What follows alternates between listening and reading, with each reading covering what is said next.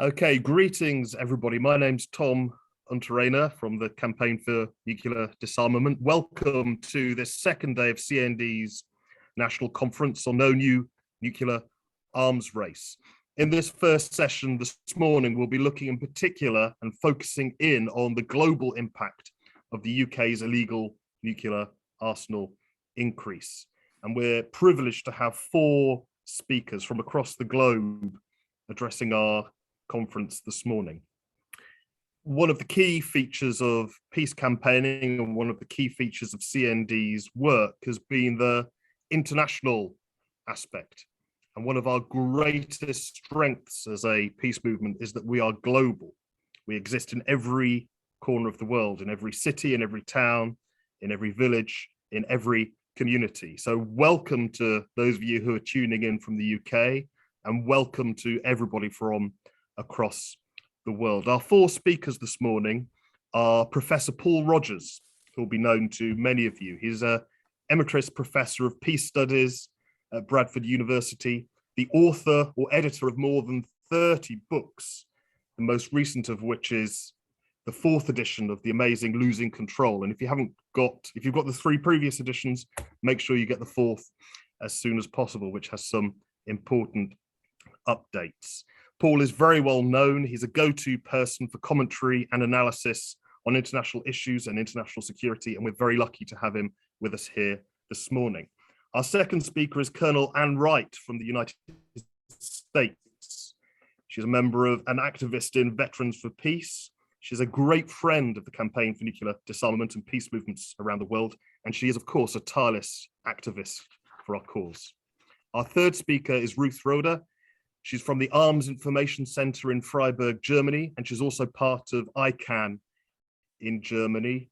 She's zooming in from Geneva this morning, and she'll give a very important addition to our analysis from a European perspective. And our final speaker is Vijay Prashad.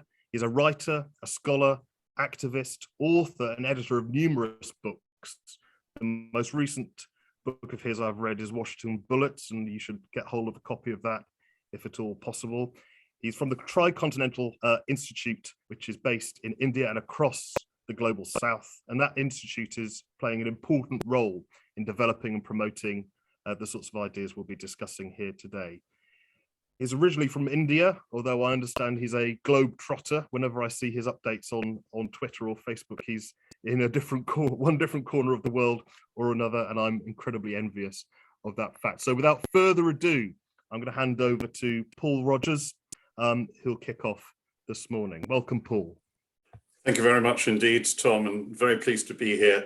I'm actually speaking to you via Zoom from the Berwick-on-Tweed Travel Lodge, and I've got a connection through until about an hour, so I won't be able to join you for the whole part. That particular travel lodge is situated in the north of this border town, about 1 kilometre from the Scottish border, and I spent the last week up in northwest Scotland. I was asked if I would speak primarily on sort of British nuclear weapons and the role, but in the wider context of this idea of new global Britain and the fact that Britain is going to be a world leader again. I'll come on to that a little later. I want to talk about the British nuclear position now, particularly very important changes that have been announced this year, some very worrying changes. But just to start off, I want to put it in a slightly different context. If you were to take all the conflicts that we've had since 1945, the 75 years of the post-Second World War era, and taking in the whole of the Cold War, and to look at all the civilians who've been killed in all the conflicts since then, it is probably of the order of about 10 million people. And of course, many, many more wounded and many economies wrecked and many, many side effects. But it's about 10 million, maybe about 11 or 12 million. Over the last, less than 2 years, we've experienced a global pandemic, the COVID-19 pandemic. And although the official figure from the World Health Organization is just under 5 million people who's died so far, they and other specialists recognize that this has to be a serious underfigure because of the way that the data is collection. The consensus in that the actual global figure has been of the order of 10 million people killed plus in less than 2 years. I make that point for starters because it's just a reminder that the major security challenges that are facing us actually don't have anything to do with military and still less to do with nuclear. You can't nuke a virus. But it's wider than that. I mean, COVID is bad enough, and we're way out from being beyond the problems of that. You know, less than a third of the global population has been fully vaccinated. There are glaring situations across much of the global south, and we do have, of course, variants developing. But the point is, we have global climate breakdown ahead of us if we're not careful. And again, the military answers are irrelevant. So that's just for starters. You focus even more on the nuclear weapons, and you just wonder where people are even thinking about this is important in the current context. But let's concentrate on Britain in particular. Britain was the third country to develop nuclear weapons back in the 1950s, following the Americans who came first and the Soviet Union that came second. Britain developed its own nuclear weapons and was able to deploy them even by the end of the 1950s. And there was a thread of thinking within nuclear strategy in Britain that it wasn't just that these were the weapons for use in an overall global nuclear war against the Soviet Union. From the start, there was a belief that you may need to be able to fight what we call jokingly, well, not jokingly, seriously, small nuclear wars in far off places. You go right back to the 1950s, and the defense minister at one time, Harold Macmillan, who later became a Conservative prime minister, actually made the point that you might need to use nuclear weapons against what was then non-nuclear armed China. And this has been a thread right the way through. And that's come back in a curious way in what's happened this year. Now, if you take this period at the height of the Cold War, Britain then had its own nuclear arsenal of about 900 nuclear weapons, mostly its own. Some it had under a dual key system with the United States. It had 4 different types of aircraft which could drop nuclear weapons, and it had the early Polaris ballistic missile submarines. And this, in a sense, was the total kind of arsenal that it had. Then there were the American nuclear weapons, many sorts of free-fall bombs, and also the impending cruise missiles coming to Greenham Common and to Molesworth. The issue here was that within the Cold War, there was always this suspicion that you had to be able to fight nuclear wars at below the strategic level. And this was built into the British system. Now, admittedly, when you get to the 1990s and the end of the Cold War, there were very major cutbacks. And in fact, the British under a Conservative government in the early 90s did do a lot of unilateral cuts, not embedded in arms control treaties. And in fact, the total number of British nuclear weapons during that decade shrunk to about 200 warheads. And they were basically just the missiles on the submarines, but there was a version of them which was actually a sort of small yield. I hate to use the term yield, it is so odd. The sort of small-sized nuclear weapons, which by standards of today were crazy, but I mean, because they were still larger than the Hiroshima bomb. So that was the sort of situation 20 or so years ago. And interestingly, under the British parliamentary rule between 1997 and 2015, just 6 years ago, and that was a period first of Labour and then Conservative governments, you actually had further cutbacks and quite a lot of transparency. So in fact, the figures were that they wanted to take the overall number down to 225 and then maybe 180, with only 120 available. Now, I know using terms like available and the rest sounds a nonsense, but relatively speaking, it was something of a decline. And of course, under the Non-Proliferation Treaty, of which we are a member, Britain is required to further the cause of nuclear disarmament. So this is where we were essentially until this was an announcement earlier this year, in which the Johnson government announced that it was actually going to do, well, 3 things. One was it was going to increase the number of warheads in the British arsenal by about 40+%, up to a total of something like 260. It was also going to stop being transparent about the style of weapons and their loadings and the rest. And thirdly, it was going to say very, very little, but just a clue here and there about how it might use them. Now, the point is, going from that alone, it's in breach of the meaning, if not the legal aspects maybe, of the Non-Proliferation Treaty by increasing our nuclear weapons arsenal. And it's a signal which is a very dubious one for the whole of the rest of the world. The point also about this is there are indications about how those weapons might be used. Now, let me say nuclear weapons were threatened or at least available for use in sort of the Iraq War back in 2003, in the Falklands conflict, the Falklands-Malvinas conflict in the early 1980s. tactical nuclear weapons were present on 4 task force ships. It took ages for that to be accepted in public, although people in the background knew, but the government denied it.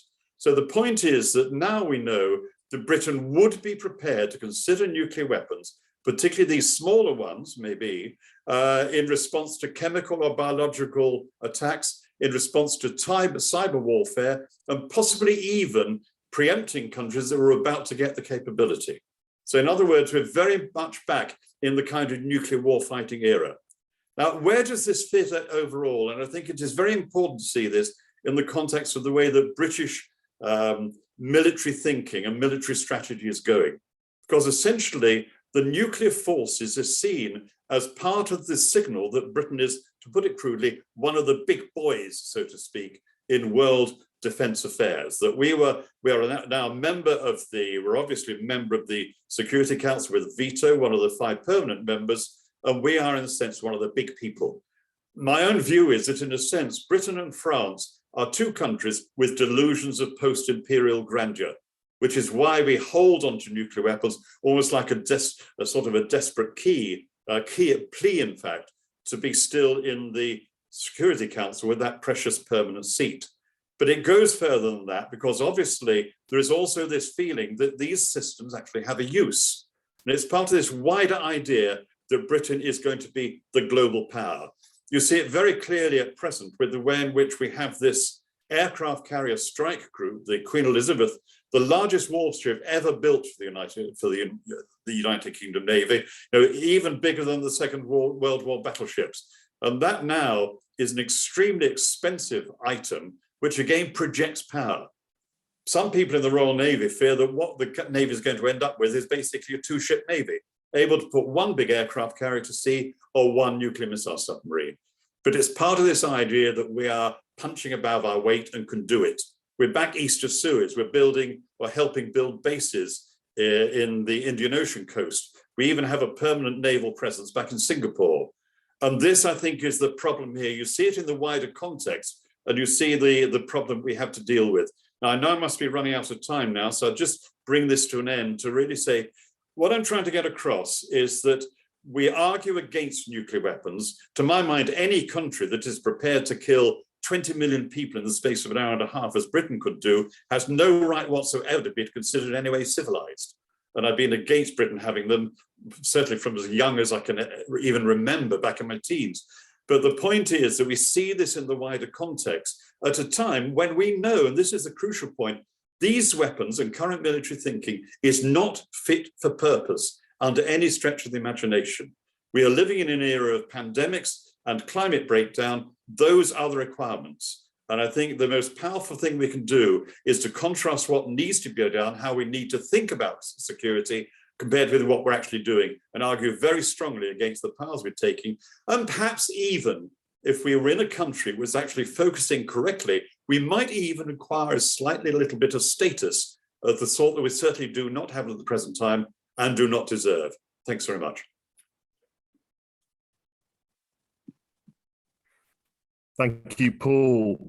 If only we were in a room, then you'd be able to hear the applause for that very lucid and important contribution as ever. So some people are posting points in chat. That is fair enough. When it comes to the Q&A session, though, I will be prioritizing people who have put their questions in the Q&A section. You can find that by hovering your cursor, if you have one, or tapping your finger near the bottom of the screen on your device, and there's a Q&A button there where you can put in your questions. So thank you very much, Paul.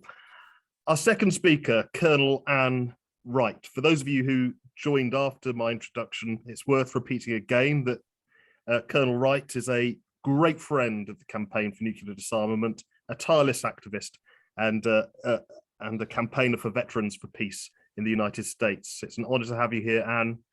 Take it away. Well, thank you, Tom.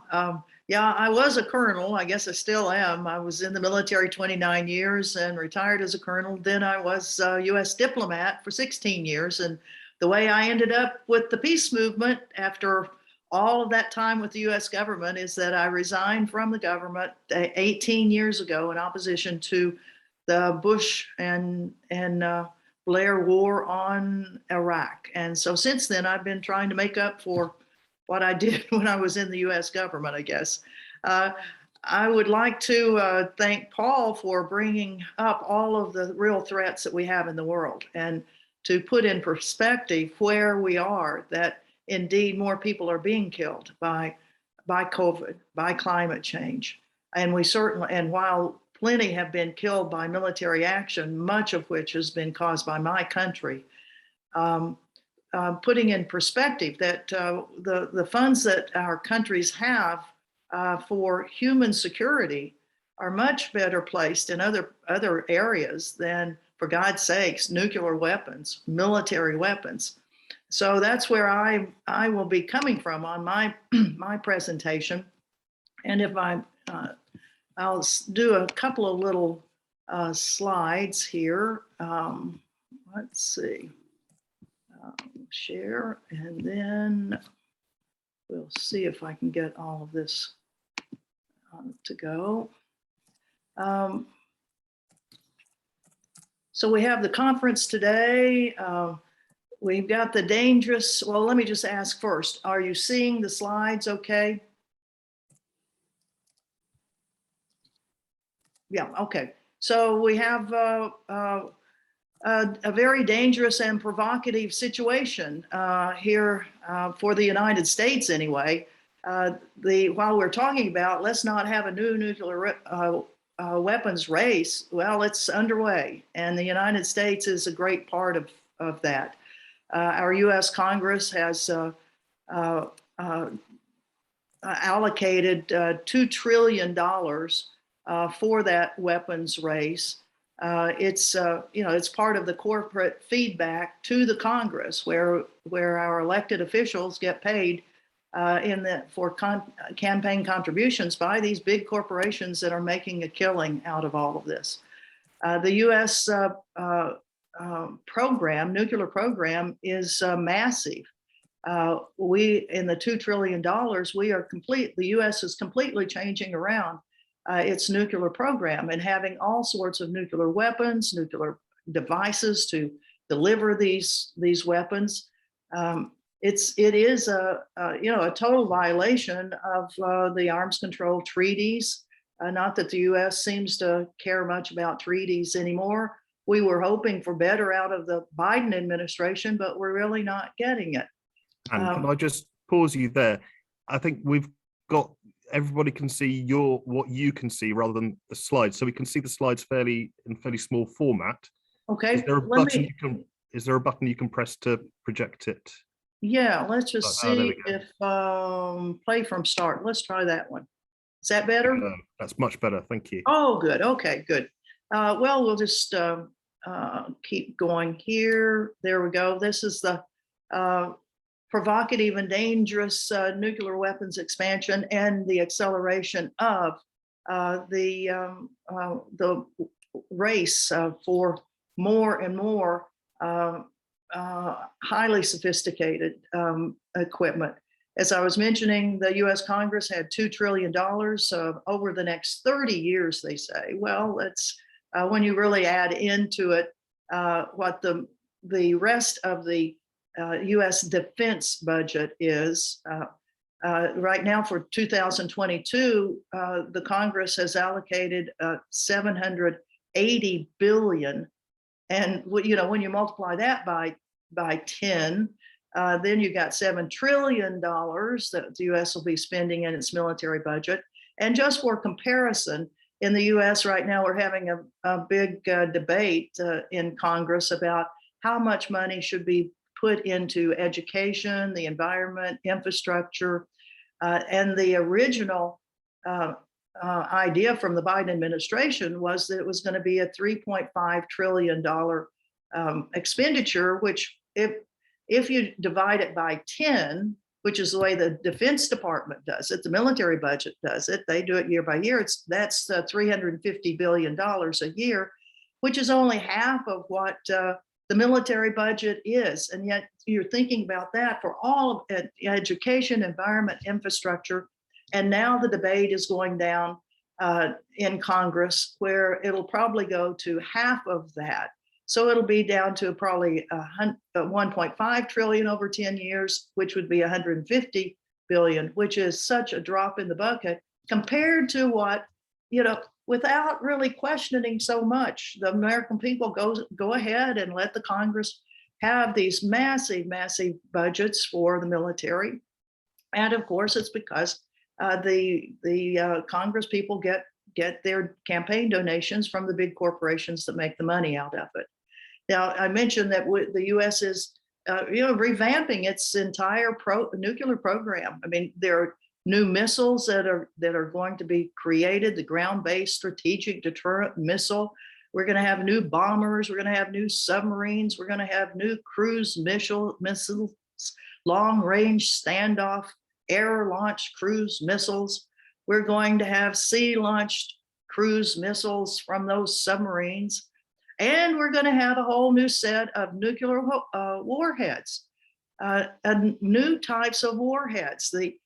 Right now, no pits, which are the part of the triggering mechanism in these warheads, none are being produced for the existing designs of nuclear warheads. All of the new production will be for these new warheads, which was the first new design of a warhead since the end of the Cold War. It's called the W-87-1. I'm sure the military will come up with some crazy name for this, which will probably be something to do with peace. The peacemaker missiles, peace, this and that, and they'll call this nuclear weapon that will kill millions of people. They'll come up with some crazy name. But the bottom line is that the U.S. is developing new nuclear weapons, and the old nuclear weapons are being sidelined. I mentioned these plutonium pits. This is kind of one of the controversies, and one of the places where the U.S. peace community and anti-nuke community is honing in on the places where these pits are being produced. Los Alamos, which is the laboratory out in New Mexico where nuclear weapons were first developed back in the 1940s.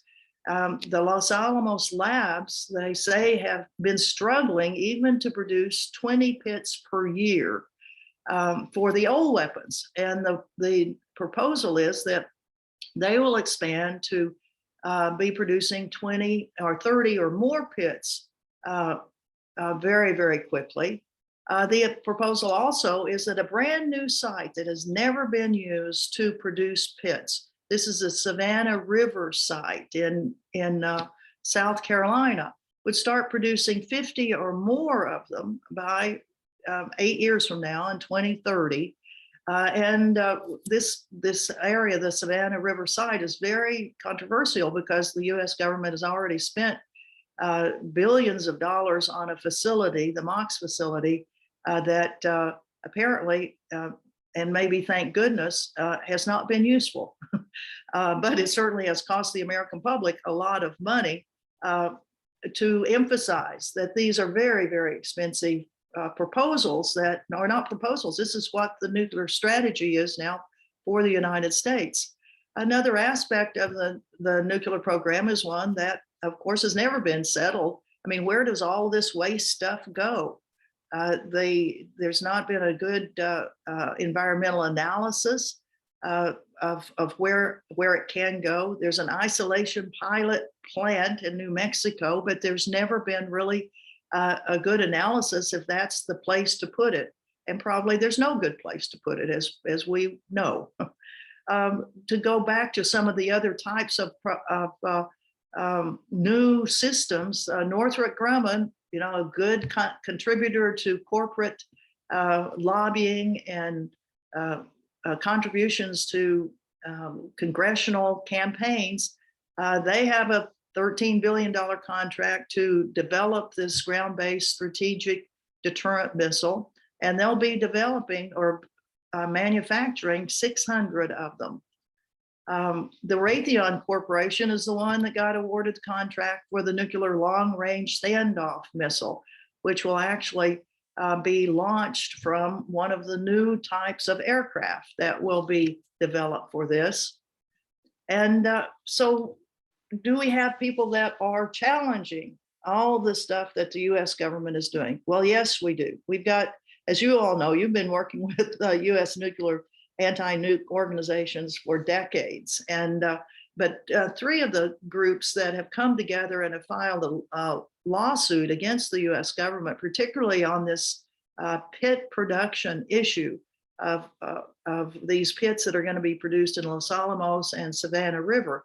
That seems to be a place where there may be the weak link that we can, through a federal lawsuit, argue that the facility, particularly Savannah River facility, has no track record at all in using these things, and it's a very, very dangerous thing that they're getting involved in, and they don't have the capability, the background for it. So the South Carolina Environmental Law Project is the group that is filing this suit.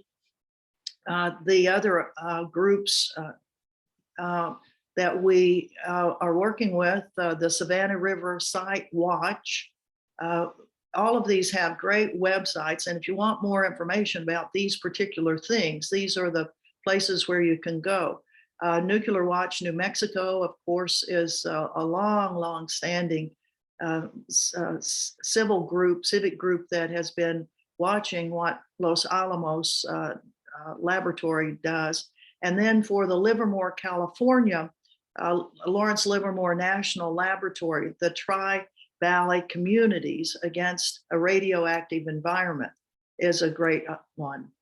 And then at the bottom, we've got our Veterans for Peace. We have a committee, No Nukes Committee, that we are working to educate our veterans community and to try to be a stronger voice to challenge the U.S. nuclear program.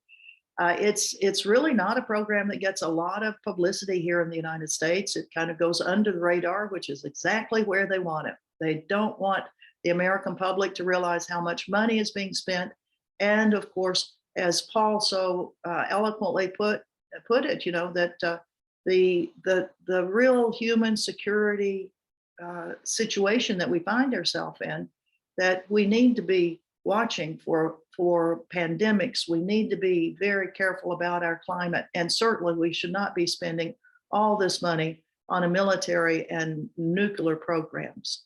So that is my short and sweet presentation on what's going on here in the United States. And thank you very much for the opportunity to be with you today. Thank you. Thank you very much, Anne. Thank you for that. And the detail there is really important to get your head around, because especially for those of us campaigning in the UK, because the connections between what happens nuclear weapons wise in the US and what happens in the UK, and therefore more widely, there's a intimate link between the two. And let's hope we can continue working closely together and informing each other as the years progress. Our third speaker today is Ruth Rohde. She's from the Arms Information Center in Freiburg in Germany. She's also an active participant in ICANN Germany. She's zooming in though, not from Germany, but from just outside of Geneva this morning. So over to you, Ruth. Thank you. Thank you so much, Tom. Can you hear me all right? Great, wonderful. Thank you so much for organizing this event, and also thank you so much for having me as a rather junior member on this panel. As advertised, I'm a member of the German peace movement, and I've been asked to speak to you today a little bit on the European perspective on the UK's illegal nuclear stockpile increase. Given my positionality as a German member of the peace movement, I will mostly focus on the German side of that. And so I'd like to kick us off with a quote, which is this. The past has shown that if one side has more nuclear weapons, the other side will try to catch up. And that is the disastrous arms race we have been in for decades. These are not my words. These are not the words of any academic or peace activist. That is actually the reaction of Germany's foreign minister when he was first asked about his response to the UK's proposed nuclear arsenal increase when it was announced in March of this year. He then also said that Germany didn't want arsenals to grow, and that if that is the goal, you can't expand nuclear arsenals. Well, so far, so obvious. Although that is, I guess, pretty sharp criticism being leveled publicly at a NATO ally, namely the UK. So let me just make one point pretty clear, though. The German and the British official positions on nuclear weapons are not equivalent. The UK, as was already said, is a nuclear power, as you all know, that has recently shown kind of more interest in pursuing a nuclear arms race than actual disarmament. Germany is also part of NATO and what is called nuclear sharing. For those of you who may not be familiar with the concept, nuclear sharing is the participation of NATO members basically in planning, preparing, and practicing the use of nuclear weapons, as occurred only a few days ago at the military exercise Steadfast Noon. As part of nuclear sharing, American nuclear weapons are stationed in 4 European countries, including, we have about 20 or 30, we don't really know, there's no transparency about that, in Germany. So what that means is we host the bombs, we participate in the military exercise, and we also supply the equipment and the soldiers that would, in the case of a war, a nuclear war, be dropping the nuclear weapons. So that also involves us potentially purchasing further American planes that will be necessary to drop these bombs. And we also partake in the modernization of America's nuclear arsenal. But let's set those physical aspects of armament aside for just a second, because I want to talk about the thread that is to some extent shared between the UK and Germany, and that enables, at least indirectly, Boris Johnson's armament projects. So this thread, this common thread, is the fundamental misinterpretation of the Nuclear Non-Proliferation Treaty, also known as NPT. One of the last multilateral arms control treaties still in effect, and specifically the misinterpretation of Article 6 of that treaty. The UK, China, France, Germany, Russia, they all are acceders or ratifiers to the NPT.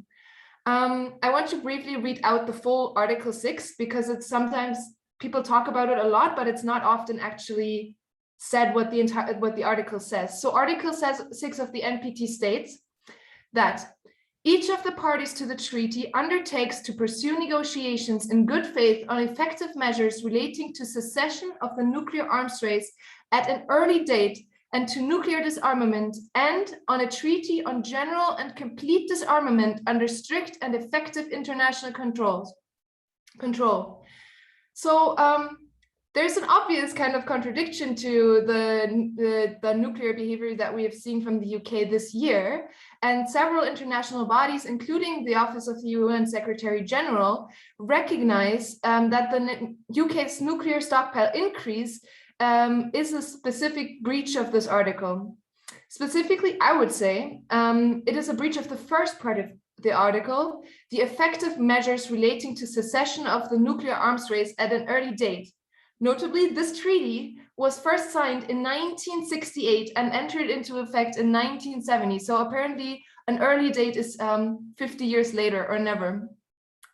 So it is not enough for the UK to stubbornly state that it is following its treaty obligations when it may in reality be considered to be in material breach of this treaty. But the UK, as I said, is not alone in having a problematic understanding of their treaty obligations under the NPT. The German government has also tried to defend its rejection of the new treaty on the prohibition of nuclear weapons, which entered into force this year, which is also known as the TPNW, by saying that it supposedly undermines the NPT. Admittedly, they've had to sometimes backtrack on that position, given legal opinions to the contrary from even its in-house scientific service. A softer version of this narrative is the idea that governments, our German government's pillar and compass has been and remains the Non-Proliferation Treaty, as Heiko Maas, our foreign minister, said in 2018. However, as we just heard, the NPT specifically calls for a treaty on general and complete disarmament, and that is also the identity of the TPNW. As an alternative to complete and general disarmament, our governments are trying to present us with two simultaneous and also somewhat contradictory myths. The first is mutual step-by-step disarmament, a policy that has clearly worked splendidly over the past almost like 60 years. While we have seen an overall reduction in nuclear stockpiles since the end of the Cold War, the UK's new nuclear posture, as well as the developments between US and Russian treaty relations, where several important treaties have been cancelled over the past few years, along with modernization projects, what is called modernization and can actually be seen as armament, really seeks to undermine that progress, if we want to call it that we've achieved since the Cold War. We are told under this myth that nuclear disarmament can only happen if all sides, that is all nuclear weapon states, move toward nuclear disarmament together, including the West's new favorite rival, China. Thus, instead of taking a leadership role toward disarmament, Western states lock themselves in a nuclear arms race, just as the UK has illustrated, all the while rendering all of us not more, but actually less safe. The second myth is this idea of the good guy with a gun versus the bad guy with a gun. Or in this case, not a gun, but a few hundred to a few thousand nuclear warheads. This is a very interesting position. As Professor Rogers already pointed out before, it is obviously in itself problematic to think that countries who are willing to prepare for murdering millions in minutes and hours that they have any claim to call themselves civilized or the good guys. Beyond that, though, multiple accidents and almost catastrophes have illustrated over the past decades that we have absolutely no control over nuclear weapons, whether we believe ourselves to be the good guys or not. Of course, we have seen in the recent past that the governments of China and Russia both have committed grave crimes against their own citizens. But that is, in my opinion, no excuse for putting the citizens of these countries, as well as our own, in even greater danger through nuclear weapons. China, by the way, has a no first use policy, meaning that it has committed to not use nuclear weapons unless attacked with nuclear weapons, while the United States and the United Kingdom do not have a no first use policy. So where does all of this leave us? Well, it leaves us with the recognition that even the UK's allies believe that the UK stockpile increase could signal a new nuclear arms race that is fundamentally problematic. However, we must not be blinded by the fact that these allies too, specifically Germany, participate in some of the same myths that drive the UK's position. And whatever we're told, reduction is not the same as abolition. Mutual disarmament is not a treaty on general and complete disarmament, and certainly increasing nuclear stockpiles is not an effective measure in relation to a cessation of the nuclear arms race, let alone collective security. Much as with battling the climate crisis, our countries are failing to provide the effective and decisive leadership necessary to evade otherwise inevitable disaster. The nuclear ban treaty is our way out of this, is the only proposed way out of this.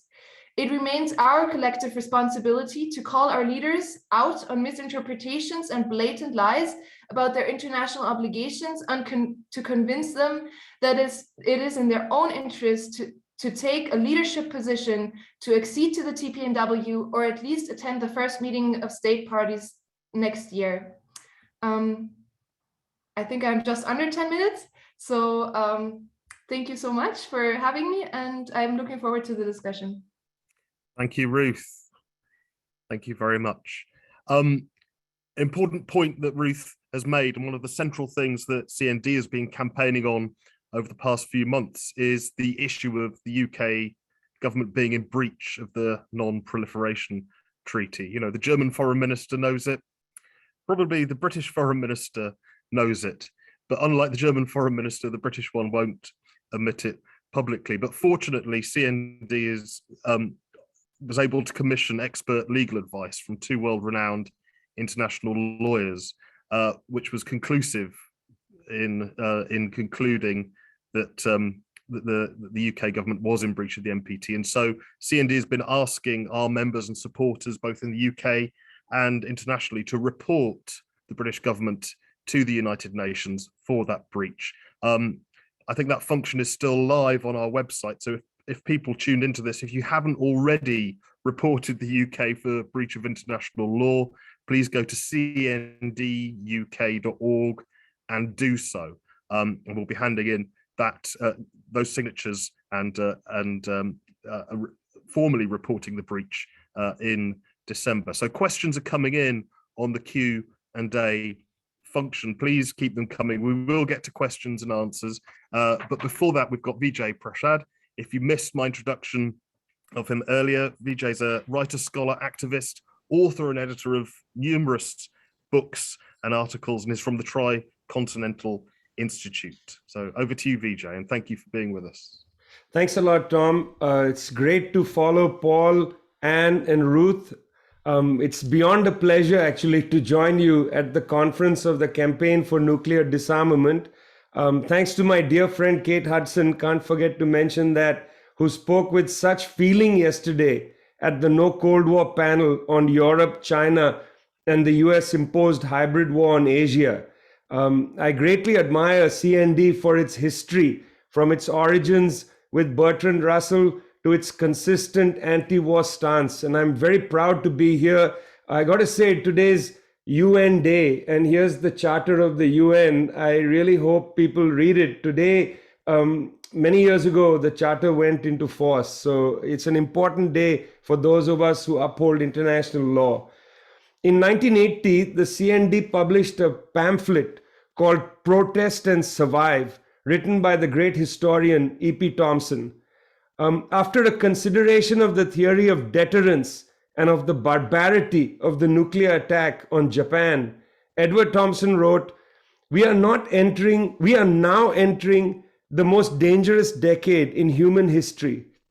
A third world war is not merely possible, but increasingly likely." That's what Edward wrote in 1980. He was, of course, not wrong.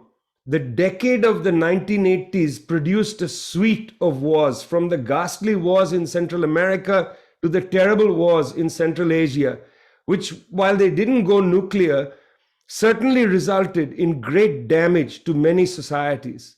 No nuclear bombs were set off, but the nuclear arms race escalated, with over 400 nuclear tests conducted in that decade, and with several countries, India, Pakistan, Israel, deepening their nuclear weapons programs. Of those tests, by the way, and we sometimes forget that these tests are nuclear attacks. Of these tests, the French conducted 200 nuclear tests between 1966 and 1996 in the 118 islands and atolls of the South Pacific, which have been under French colonial control since 1842. Terrible nuclear pollution remains in the undergrowth of places such as Tahiti. Things were worrying in 1980, and Edward was right to, write in his characteristic mode of great feeling. Things were worrying in 1980 when a nuclear clash as part of the Cold War seemed imminent. And by the way, it was in that decade that I first heard of the CND, largely thanks to the remarkable Greenham Common Women's Peace Camp. I remember seeing a picture of that and was greatly impressed by what was going on in the UK. My general orientation, I must say, Tom, Paul, I apologize in advance, but I have such low expectations from the United Kingdom's left movement. But I must say the Greenham Common thing, that was really, really very inspirational. The Cold War was supposed to have ended with the collapse of the USSR, but of course it didn't end. The United States, seduced by the power of unipolarity, accelerated its attempt to dominate every aspect of human life. What it called, I think with the great ugliness, it called full spectrum dominance. The logic of the Greenham protests, however, did not die out, but triumphed with the entry into force of the Treaty on the Prohibition of Nuclear Weapons earlier in this year. And I know Ruth is from ICANN, and ICANN is one of the few organizations that actually deserved the Nobel Peace Prize. Good God, Obama, good God. And why haven't the Cuban doctors been given the Nobel Peace Prize? I mean, good God, the people who actually deserve it. But the powerful, the privileged, the property ignored this immense treaty. In 2020, and I found this statistic chilling, in 2020, the nuclear power spent at least $137,666 per minute on nuclear weapons. It's fitting that it's 666 is the last three numbers. I gather from Christian law that that's the sign of the devil. Well, that's what nuclear power spent per minute. And in fact, lifted nuclear spending last year, didn't allow it to go down. And then, friends, and here's the worst part. I mean, talk about ugly phrases, full spectrum dominance. We got a really ugly phrase last month. And then despite that treaty, the treaty on the prohibition of nuclear weapons, despite that treaty, despite Australia's membership in the 1985 Treaty of Rarotonga, which established the South Pacific Nuclear Free Zone, and despite the Nuclear Non-Proliferation Treaty, which Ruth talked about, despite all these treaties, the United Kingdom, the United States and Australia formed AUKUS. Sounds like something from Middle Earth. AUKUS, the Eye of Sauron and AUKUS. I mean, when are they going to come up with attractive sounding names? Full spectrum dominance, AUKUS. These things are terrifying. This so-called military alliance, which is really a cover for violating the Non-Proliferation Treaty and for a lucrative, very lucrative arms deal. This is the merchants of death operating in the name of security. You see, you want to waste your precious social wealth on weapons? Fine, that's okay. But really, the weapons are not so important to the fraud and corruption at the heart of the arms industry. Why doesn't the government of the United Kingdom and Australia simply hand over the tax money to the merchants of death, such as BAE Systems, without actually taking possession of weapons? Why don't we leave the weapons out of the fraud business? You see, what the weapons do is to create instability in places such as Asia, which has become the epicenter of Western fantasies of global control. The US imposed hybrid war on China, with the UK once more as the pliant poodle, provides the excuse for the transfer of the people's wealth to the merchants of death. But the actual production and delivery of weapons, including nuclear-powered submarines to Australia, creates great insecurity in Asia, increasing tension between China and its neighbors, including India and Japan, both with Australia and the United States forming part of the Quad. And it creates tensions in the Korean Peninsula.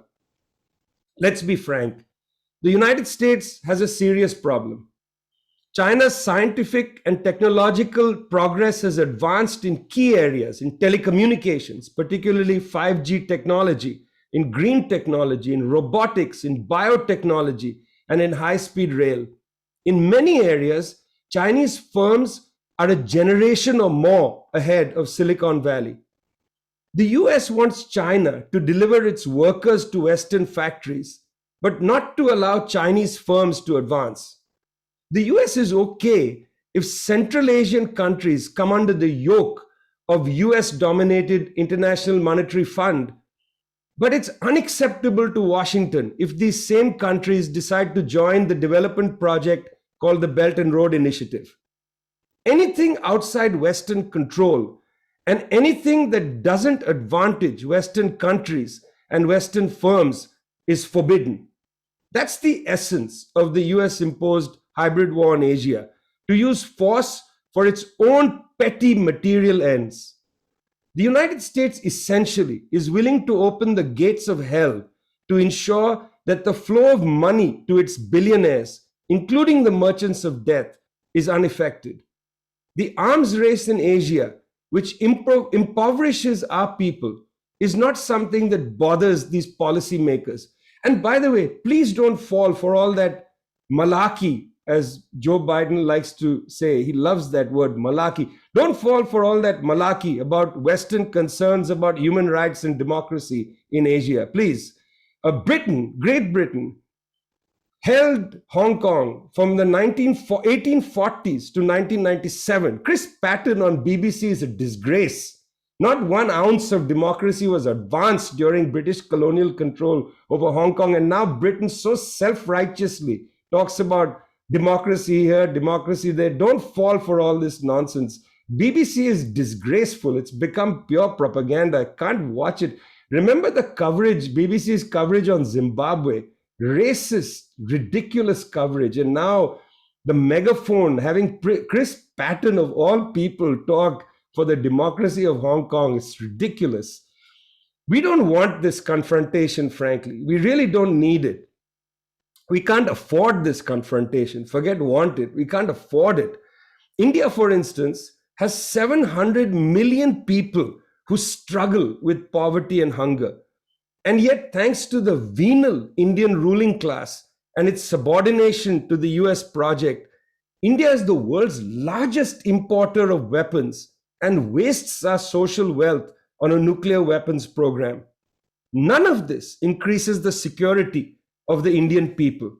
Security in India must include, and I'm echoing what Paul said earlier, security in India must include the security of people from hunger, the security of people from illiteracy, the security of people from illness, and from the damage of toxic social ideas, including the hideous ideas of India's Prime Minister Narendra Modi. That's genuine security. The other, the weapons, the belligerence, is merely a mask for subordination to the interests of Western corporations. We can't afford this madness, for it is madness. Armageddon, by the way, is not a future state. For the wretchedly poor, Armageddon is the name of the condition of their lives now. They are already in Armageddon. End this belligerent madness. End the endless Armageddon of our lives. Return to collaboration. Return to sanity. If we wish to survive, Edward Thompson wrote in 1980, we must protest. And so, friends, and so we protest. Thanks a lot.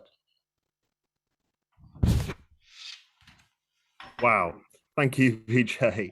I'm not sure how to follow that in, without showing myself up, but we've got a number of questions that have been posted in the Q&A. Some of them have been answered already by panelists. I think what we'll do is a combination. Rob is on the line, hopefully, and listening to this.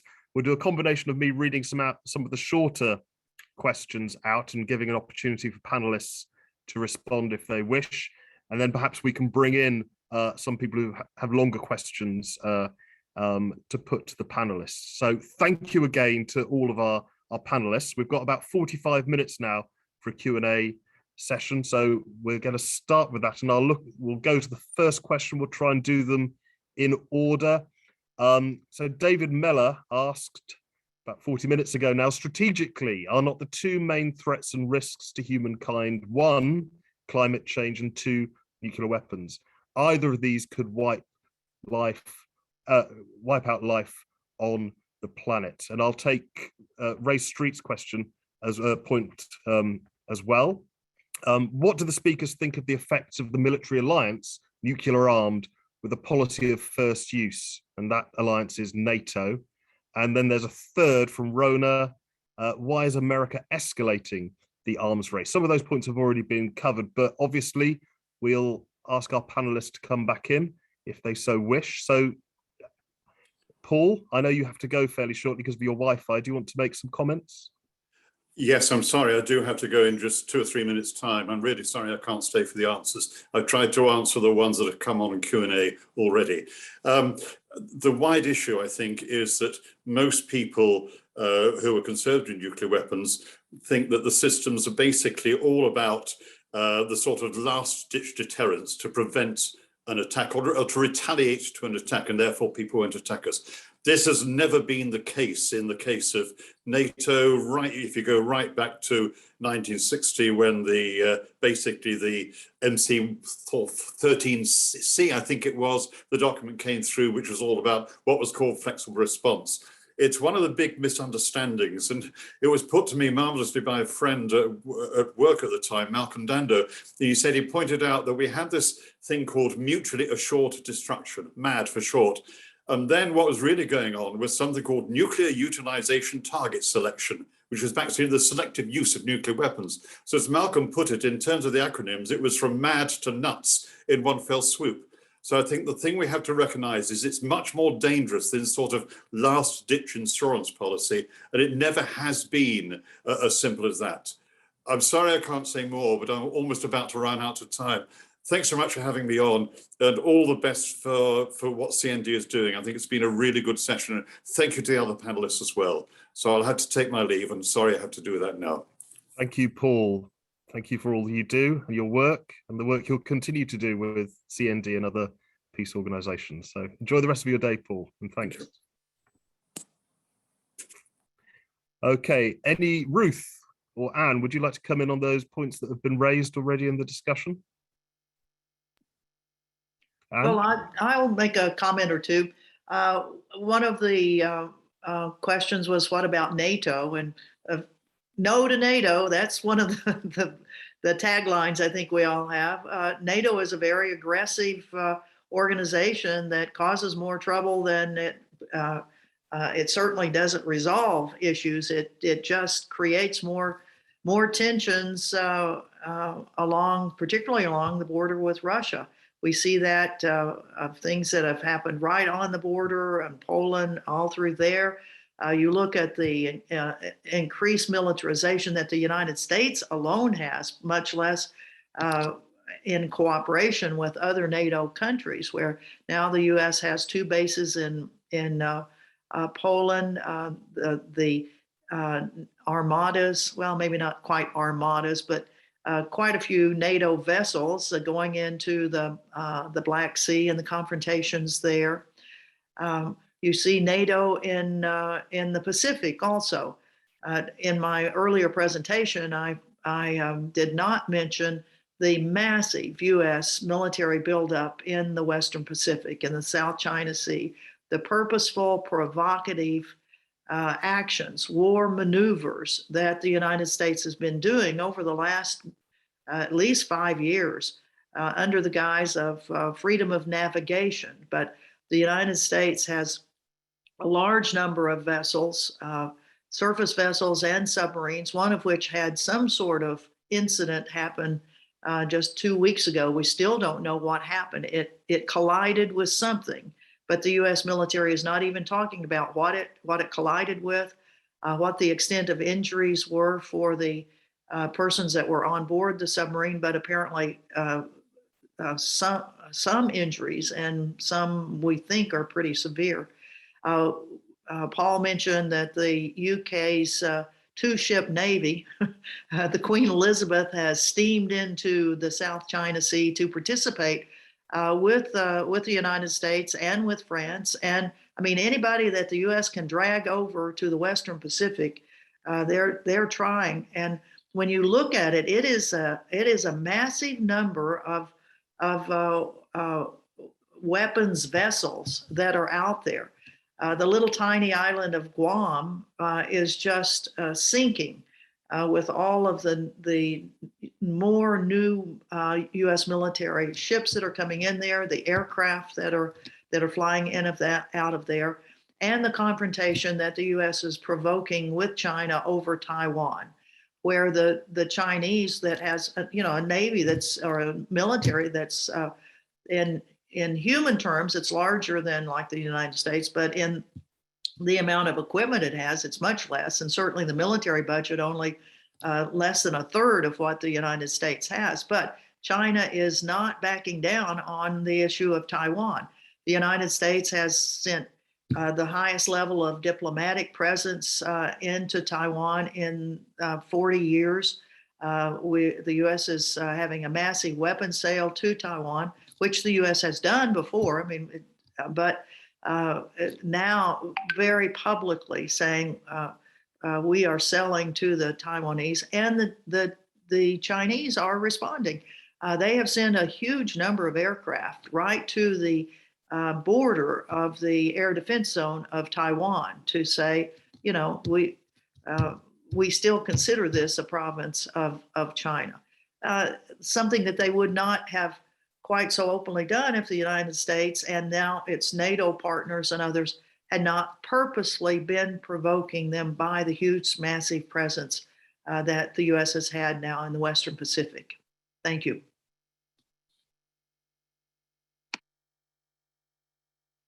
Thanks, Anne. Ruth, a couple of questions were posed about, you know, the dual threats, really, the sharp threats of climate change and the risk of nuclear war. I think we've had some successes in the UK with kind of bringing those two issues together. But I think people would like to hear from a kind of a German perspective, how far advanced is that in Germany and what more can we do? How seriously do the peace movement, the environmental movement cooperate together? Is that the sort of thing you could answer for us?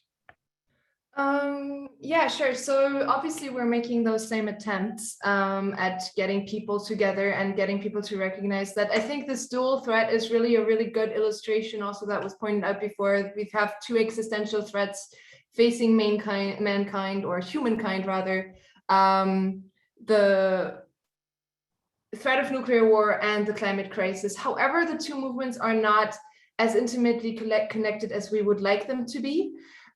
We see, as I was also trying to play at, we're seeing some of the same myths repeated by our governments when it comes to nuclear, when it comes to dealing with the nuclear crisis as well as climate crisis. And so I think there are a lot of overlaps that are not always sufficiently recognized.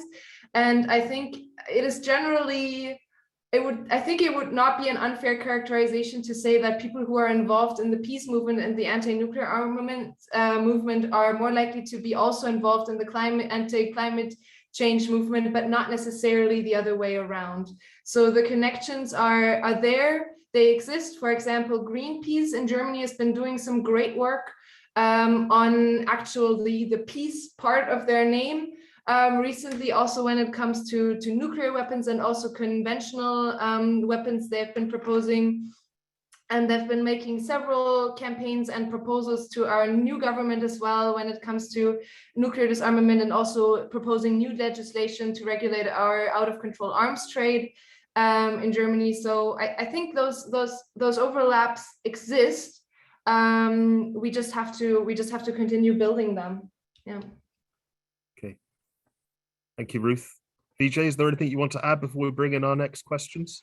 Yes, because you mentioned NATO, that conspiracy conducted in the North Atlantic region, which is now refashioning itself as a global alliance. You see, again, we have the Charter of the United Nations. This is the most significant consensus document in the world. There is no other document which is signed on to, at least by governments. This is the primal consensus document. I don't know any other document which has such, well, at least formal consensus, correct? The NATO Charter does not have formal consensus. What gives a handful of European and North American countries the right to come and police the rest of the world? What gives them the right? On what basis? We are not signatories to NATO's charter. We don't accept it. If anything, let's talk again about a UN security force. Let's talk about that. Why should NATO be the one to take up the cudgel for Chapter 7 resolutions, Chapter 7 of the UN Charter, resolutions that pass in the Security Council? Why should NATO take it up as it did so horrendously in Libya? Where France and the United States destroyed the Libyan process, destroyed its institutions and so on. And then NATO, and this was Peter Olsen, its lawyer, refused to allow a UN review of NATO's bombing and targeting mechanism. Can you imagine? Peter Olsen writes a public letter saying NATO never commits war crimes. We didn't sign up for this. We are 7.9 billion people in the world. We didn't sign up for NATO to be a policeman, okay? That's the first thing I would like to say. These exaggerated threats are constantly put on the table, and NATO participates greatly. There was just a meeting a few months ago where NATO announced Diana. Again, look at the names. Poor Princess Diana. I hope this was not in honor of her. This is their so-called innovation fund, 1 billion euros, going to develop what NATO calls disruptive technologies. NATO is going to develop disruptive technologies. Please, Mr. Stoltenberg, tell me, what are these disruptive technologies? You're bent out of shape about Russian interference and, bots from Eastern Europe. What are the disruptive technologies you are producing? I would like to know that. There's no transparency. So on the one hand, NATO pretends as if it's a real global force. It's not. It's merely a parochial force of Europe and the North American states. We didn't sign up for NATO. Secondly, what are these disruptive technologies? And finally, the United Kingdom, the great vaunted Queen Elizabeth battle group that's in the South China Sea, alongside US ships and other ships, are conducting, do you know this phrase? Anne mentioned it, freedom of navigation. Freedom of navigation. The United Nations in 1982 passed a very important treaty on the laws of the sea. I highly recommend it to you. The United States has not ratified that treaty. The freedom of navigation maneuvers are conducted based on Article 87 of the law of the sea. So a country that has not ratified the treaty is conducting freedom of navigation based on that treaty. What kind of upside down world do we live in? And again, do you know what? Your BBC and others report this as if it's completely, absolutely fine. That, well, the United States or NATO are conducting freedom of navigation. On the basis of what? On the basis of a treaty that you have not signed. So I'm afraid there's just a lot of hypocrisy, illogic, and also arrogance. I mean, this thing I'm saying, I want to just underline it, Tom. I know I'm going on and on, but I want to underline this. We didn't sign up for NATO to become global NATO. It is a parochial charter of some countries. If these countries want to have a security agreement, it's perfectly acceptable. That's acceptable. You want to create North Atlantic Treaty Organization, go ahead. But don't make this suddenly a global project, because we didn't sign up for it. It is colonialism. It is colonialism.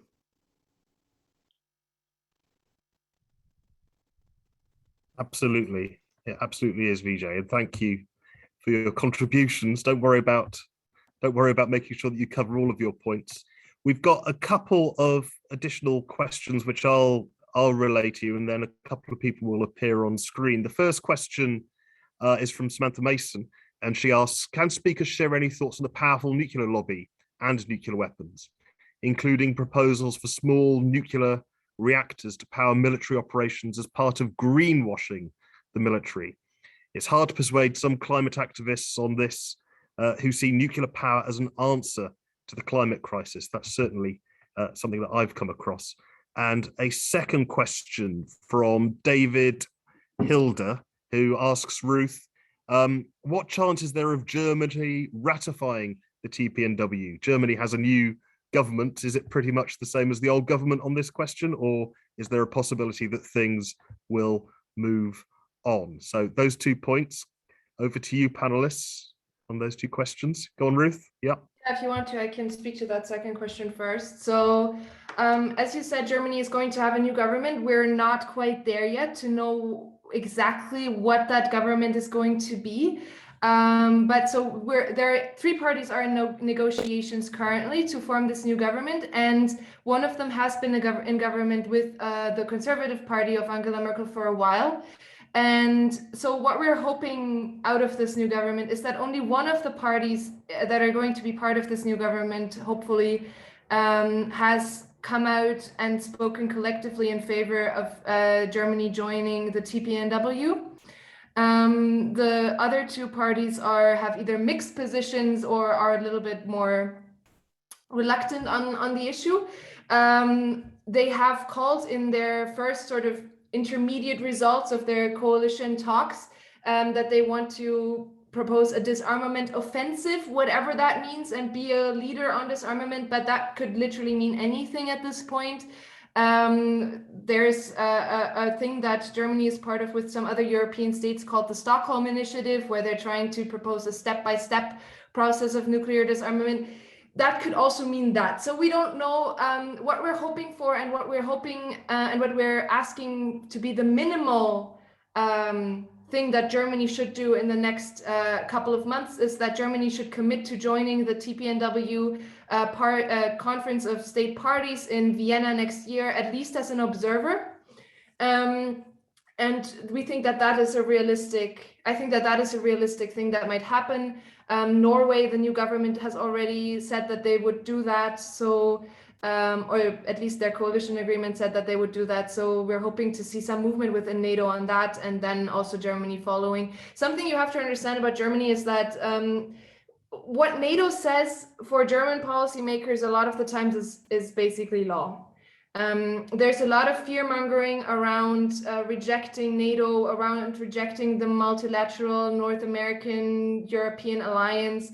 There's a lot of fear around that, and so I think Norway going that step and being the first NATO member to say that they would come to that conference is a really good first step, and we're hoping for something better out of this new government that we will hopefully have, but nothing is finally decided yet. Sorry, that was a little long. If I could take part of the question about the small nuclear reactors. Go for it. Yep. You know, here in the US, we haven't had a nuclear reactor for civilian purposes in years because of the citizen outcry and great protests, and unfortunately, you know, the problems with them. They've been closed down rather than opened up, with the exception of the US military. There are more nuclear power plants on US military vessels, on aircraft carriers, where usually there are at least 2 nuclear reactors on each one of those aircraft carriers, and of course on the nuclear submarines. So that's where our problem is that we just keep using the nuclear power in these military vessels. And then when the vessels become obsolete, what do you do with the nuclear reactors? Well, there's a whole system that is in place that one hopes that as they cut out the nuclear compartment of the submarine or the aircraft carrier and then transport that compartment by sea from wherever the vessel has been deconstructed up to the west coast of the United States, the Pacific Northwest, and come up the Columbia River to Hanford, one of the nuclear facilities that the US has had for decades. And these compartments are buried in the land of Hanford. So that's really where in the United States we're having the challenges. No, other countries, of course, are still using nuclear power. Japan, with after Fukushima, you know, has had their discussions. I saw on, I think it was Al Jazeera, about the Russian use of a small mobile sea carried, a ship carried nuclear power station that's powering the largest village town in the Russian Arctic. So, you know, others are using it, but in the United States, thank God, we've still got a lid other than the military on this nuclear power issue. Thank you. This military nuclear power thing that Anne has pointed out comes directly to your greenwashing question. I'm looking forward to being in Glasgow. Well, isn't it Red Clydesdale? Is that how you say it? Clydeside. Clydeside, yes. Almost had a revolution there in Scotland, didn't you, 100 years ago? I'm looking forward to being at the COP26 in Glasgow and seeing where the conversations go. But, you know, I was actually quite surprised, to be honest with you. I'm generally not surprised by these things, but I think Brown University in the United States released a report some years ago, maybe, where they showed that the US military is the world's largest institutional polluter. That was an amazing report. I was actually surprised by that. I don't know why. I thought, one of the oil companies would be the largest institutional polluters, Exxon Mobil or French Total or something, but no, it's the US military. And then what I remember looking at the details of that and being really stunned when it suggested that, and we can check this, but something like the US military pollutes more than about 100 countries combined. That's stunning. There are 193 member states of the UN. That means the US military is a greater polluter than more than half the countries in the world. That is pretty stunning. And so therefore, I think the question must be raised, when Joe Biden sends 12 high officials to Glasgow, I hope somebody has the guts to ask them, listen, what are you guys doing about the US military, which is, which is the largest institutional polluter? I would like somebody to ask them that. In fact, Tom, I would like CND to ask that question to, what's your prime minister's name again? I keep forgetting it.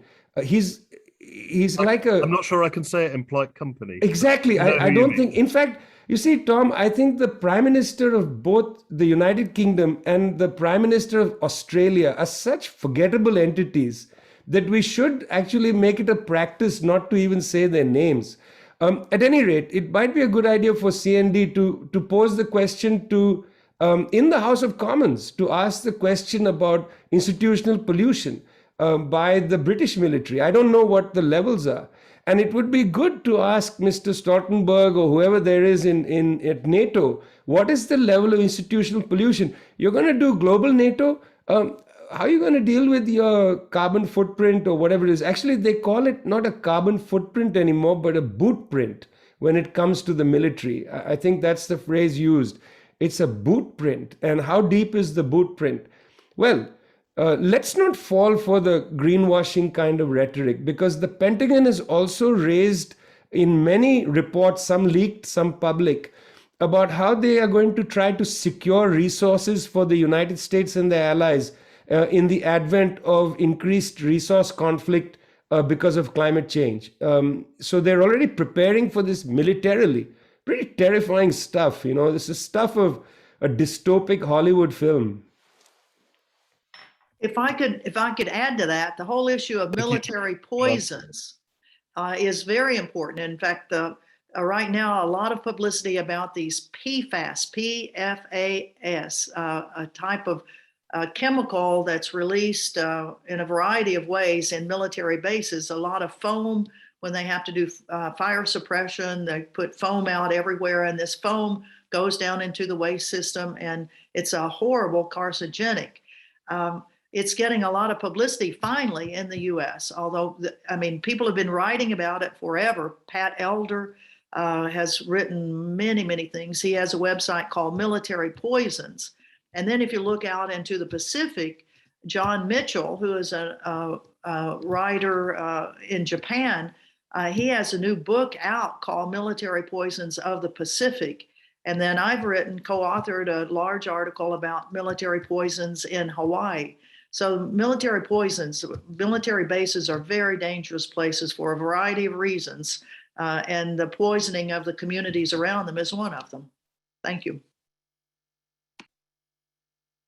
Thank you, Anne. So what a rich discussion and what a rich set of introductions we've had so far. Lots of questions came in on the Q&A function, and I have been prioritizing those. There are a couple of longer questions or multiple points from some of the participants. So we're going to call a couple of those on to ask their questions in person. The first person to do that will be Carol Turner, and she'll be followed by Sophie Bolt. So perhaps if we can have Carol's question and then the answer, and then we'll go to Sophie. Thank you.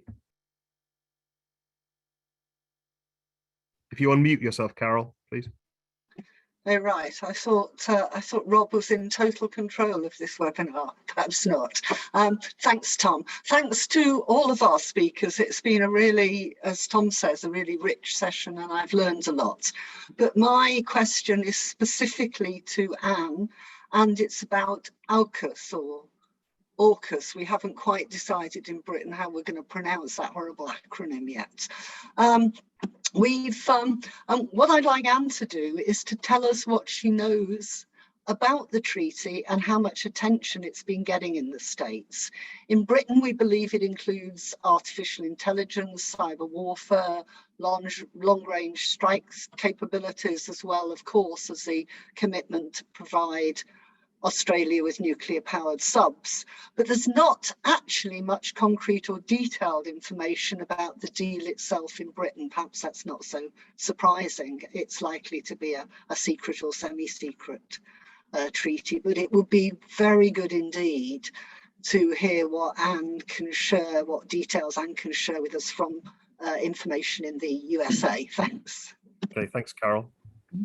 Well, I don't think we're getting much more information than you all are about the details of it, but I will just mention that certainly the United States has been putting pressure on Australia for a long period of time to increase its militarism in the region. The U.S. now has U.S. Marines that are stationed in Australia. Sometimes it's a rotation, but they do have a permanent party now that live in Australia. Of course, Australia is a part of the Five Eyes intelligence network, and the U.S. And Five Eyes have had a listening station in Alice Springs for centuries, for decades, as long as the technology has been there. And interestingly, the U.S. has been testing its hypersonic missile, not in the United States, but in Australia.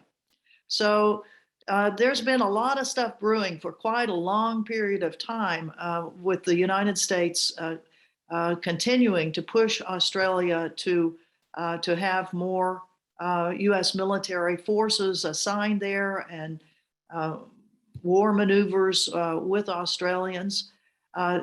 As I mentioned before, I don't really know the great details of this, and I suspect that it will only be coming out slowly, dribbling out as one thing happens or another, and then it's like, oh, well, that was part of that. Thank you. Thanks, Anne. Thanks, Sam. So, Sophie, are you there? Is Sophie with us? I can see her, but she's not necessarily there. There she is. Hi, Sophie. Do you want to ask your question? Hi, yeah, lovely to see you all. Yeah, so I've got two questions. The first one is to Ruth. It's basically around like what's been the reaction to the AUKUS alliance in Germany, because obviously, you know, with the sort of new government, yeah, you know, so just to sort of on that, and then my second question is to Ann Wright. Really lovely to see you. Fantastic presentation. So it was in relation to basically how are we building, you know, the sort of opposition to the new nuclear arms race. That's really what it's about. And so you were sort of making the point, you know, absolutely correctly about the obscene amount of military spending that should be going into, you know, tackling climate change. So I wondered, like, is the anti-nuclear movement sort of linking up with the Sunrise movement in the States, which is, you know, seems to be doing a lot of like really effective work around, you know, campaigning sort of strongly for a Green New Deal? So those are my questions. Thanks. Okay, so we have about 10 minutes left. So what I'm going to suggest is that we take kind of responses to those points from across the board, and also if speakers sum up and summarize in their contributions as well. But thank you, Sophie. Thank you, Carol. And over to the panelists. I'll take Ruth first. Yeah, so thanks for that question. I'm not sure if I can speak very authoritatively on all of the German reactions to AUKUS across the board, but I can give you some pointers. The first one being that we have to know that Germany has a lot of defense corporations, some of them with the UK, but like those are kind of fading out a little bit maybe. And then there are some that are being built with France. So it's when France loses this kind of deal, it also sends very worrying signals to the German military industrial complex. So I think there was like the sentiment of what if this kind of thing happened to us type of thing. And they were very worried to some extent that the US there was a perception that similar to the one in France, where the US did this without ever telling its allies in advance what was happening, and instead putting people in front of like just facts. However, the coverage around it, the debate around it in Germany, in my perception, has been a little bit more muted because we're not directly involved in the deal. But yeah, I think it's been mostly perceived as sort of a disruptive thing to our alliance inside the larger alliance, but that's obviously problematic for a whole host of reasons. The first one of which being obviously that the main worry seems to be based on the fact that we're scared that this might at one point happen to us, rather than about the fact how this deal came about and what the effects of this deal are going to be, which is what really should worry us more.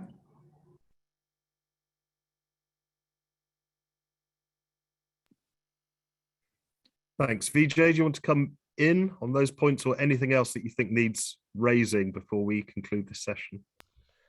Well, since this is the final remarks, I would just like to plead very much with people involved with the CND to put on the front burner the need to de-escalate this tension with China. I belong to a platform called No Cold War. The website is nocoldwar.org. We have a statement. We'd like very much for you to read the statement, campaign on it. There is nothing more dangerous in the immediate period than this escalation against China. Of course, I mean, I'm aware that climate change, the grip of the climate catastrophe is terrible. It's a question of extinction on the table. Yes, I understand that. I understand that the peril of nuclear confrontation has at the surface annihilation of human beings. I understand, these are Chomsky's words, extinction and annihilation. I get it. But I think in the very immediate period, the escalation of hostilities against China is extremely dangerous. And I must say that whatever position you have on China, and I'm not religious on that. You can have any position you want. We got to face facts that this conflict is escalating from Washington. It's not coming from Beijing. Beijing is not pushing this. I mean, Beijing has said many times, we don't want this. This is a waste of our energy. Washington is driving this. It's Washington that comes to Europe and comes to the Great Britain and says, you have to pick. Either it's us or them. It's the George Bush mentality, I don't see Xi Jinping coming to Angela Merkel and saying either you buy goods from the US or you buy goods from China. The Chinese are saying buy goods from everybody. We don't care. It's the US that says, you can't have Chinese this, you can't have Chinese that. And I think this is civilizationally dangerous. I want to use that phrase. This is not just about the politics of the moment and so on. It's ramping up anti-Chinese sentiment in a very racist way in the West. And that's extremely dangerous. Look, frankly, Tom and others, if you think about it, there's this paranoia that, China might spy on you if you get 5G technology. They always say might, probably, could, and so on. Edward Snowden, remember Edward Snowden? The man who was a military contractor. Edward Snowden already revealed that the US high-tech firms already deliver your information to the National Security Agency in the United States. So you're paranoid about the potential of Chinese spying. You're quite happy with the US snooping around your devices and so on. There's an element of racism here, friends. Let's be frank, okay? This is the old yellow peril combined with the red scare. And I don't think we can tolerate this in the 21st century, not as a people, not with all the crises that are before us. Again, I don't care what your views are on China. You don't like China, that's fine. You don't like what China is doing in XYZ country, that's fine. But do you think it's appropriate to have this kind of intense pressure campaign? Do you think it's appropriate to have a nuclear war with China because you have some problems with what China is doing in Uzbekistan and so on? Is that appropriate? Are you willing to go to war with a country of 1.4 billion people after you've just been humiliated in Afghanistan? You've just been humiliated in Afghanistan. Are you willing? I am begging people at the CND, I am begging you to campaign against this escalation of hostilities against China. I am begging you. Thank you, Vijay, for yet another powerful message to us all. Anne. And I would echo what Vijay is saying. It is really, really important that we push back from this this assault that the West, really led by the United States, is having on China. It is important. The U.S. is escalating it, and some accident. I mean, all it will take is an accident. It may not be an intentional ramming of a ship. It may not be that, but this can escalate so very quickly. So I would certainly echo what Vijay is saying. And then on how do we mobilize people? And you all in CND, you're great mobilizers. We are trying it here in the U.S. to mobilize people. And the question of is there any connection now between the youth movements, the Sunrise movement, and the anti-nuke communities? Not enough. I'll just say that, not enough. We certainly need to be working with young groups of folks to make sure they understand the threats that are coming from these nuclear weapons and nuclear power. And we'll continue to do that, but it's not big enough. I'll end on, sometimes there are crazy little things that you can do, or the vehicles you can use to talk about nuclear weapons. And we in Veterans for Peace, since I'm a part of that, we have a historic anti-nuke boat at 50 years old that tried to sail back in 1958 to the Marshall Islands to try to stop atmospheric nuclear testing. The little boat was stopped by the U.S. Coast Guard, as you would imagine. And then the captain and crew put in jail. The golden rule disappeared for a long time. 10 years ago, we found it, we resurrected it. We've been sailing it up and down the west coast of the US. And in fact, we brought it out to Hawaii in 2019. And we were going to take her on to the Marshall Islands, Guam, Okinawa, and Japan for the Hiroshima and Nagasaki events in 2020. But COVID got in the way. So we've now brought her back to the West Coast, and we'll be doing a great loop around the United States. And this is a vehicle that one can use to talk about the dangers of nuclear weapons. So with that, I want to thank you all very, very much for the opportunity to participate in this excellent, excellent program. And keep up the great work, CND. Thank you. Thank you, Anne. Thank you, Ruth. Thank you, Vijay. Thank you, Paul, who's had to leave us. Thank you to everybody who participated this morning, and especially to those who asked such provocative questions. Look, we've had a huge amount of information over the past hour and 40 minutes, or close to hour and 40 minutes. Much of it we would have been partially familiar with. Much of it was brand new, and the perspectives that have been brought to CND in the UK by hearing from a range of international speakers are always incredibly important. So I'd like to thank all of our speakers again. We've had an hour and 40 minutes on the risks that face us in the UK, that face the whole of humanity. And those risks are important to understand and get our heads around. And if you've absorbed even a small amount of what was said this morning, and if you're not already a member of CND, then make sure you head to CND's website and make sure you join us in our campaigns and in our struggles. Check out everything, all of the other points and links that were put on the chat, including several of Kate Hudson's articles on the question of AUKUS, on the question of China, and so on and so forth, and the links also to the No Cold War statement that Vijay announced. So we've covered the risks. And in this afternoon session, we're going to look at some of the opportunities that are posed by recent developments, not least the Treaty on the Prohibition of Nuclear Weapons, which has been raised already. And this afternoon session, which starts at 1:45, is titled Britain and the Treaty on the Prohibition of Nuclear Weapons. And again, we have an international panel. We've got Talei Mangioni from Nuclear Free and Independent Pacific. We've got Rebecca Johnson from the UK, who's worked extensively and in great detail on what the TPNW means in UK law and how we, the UK, being the UK, might end up being able to sign it. And from Alan Owen from Labrats, which is a campaign involving nuclear test veterans, one of the key issues and one of the most important opportunities, I think, represented by what's in the TPNW. And that session is hosted by and chaired by Kate Hudson. So that's 1:45 this afternoon. You've got an hour and 5 minutes or so to get some lunch or get some breakfast, depending on where you are in the world. Thank you massively to our speakers. Again, it was great to hear from you all. Thank you to the participants, and I'll see some of you again later on today. Thank you very much. Thank you. Thank you. Thank you.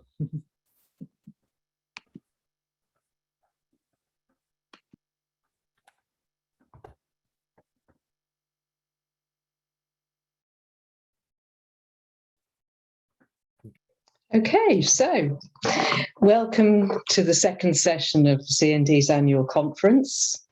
And welcome back, those of you who are with us for this morning. This afternoon's panel is entitled Britain and the TPNW, Time to Acknowledge Past Wrongs. One of the most remarkable but lesser known parts of the Treaty on the Prohibition of Nuclear Weapons is that it recognises that serious environmental harm and suffering were inflicted on indigenous communities because of over 2,000 nuclear tests that have been carried out by the nuclear weapons states. In keeping with humanitarian disarmament principles and practices in other treaties, positive obligations for victim assistance and environmental remediation are enshrined in Article 6 of the TPNW. This is an enormous step forward for all those communities that have suffered as a result of nuclear testing and of the colonial mindset of the nuclear powers that thought that such atrocities were acceptable. With the TPNW now in force, we, CND, and many other organisations are campaigning to ensure that Britain signs up to the treaty. So it's absolutely clear that part of what the UK must do to sign up is to take a long look at the legacy of its nuclear weapons testing, recognise what it has done to indigenous communities and their lands and waters, and plan how it can properly remediate that. So this is the core of what our international panel this afternoon will do. And in welcoming them, I would just say how uniquely equipped our panelists are to address these issues. We're going to be working or enjoying ourselves or getting angry or whatever emotions you have about this discussion. We're going to be doing that until around 3 p.m. You'll have opportunities, of course, to put questions via the Q&A and chat box. So as we go along, please do take advantage of both of those opportunities. So we have 3 panelists with us today. First of all, we're going to hear from Dr. Rebecca Johnson. Rebecca is a Vice President of CND. She's one of the founders of ICANN, and she's worked extensively on the UK and TPNW compliance.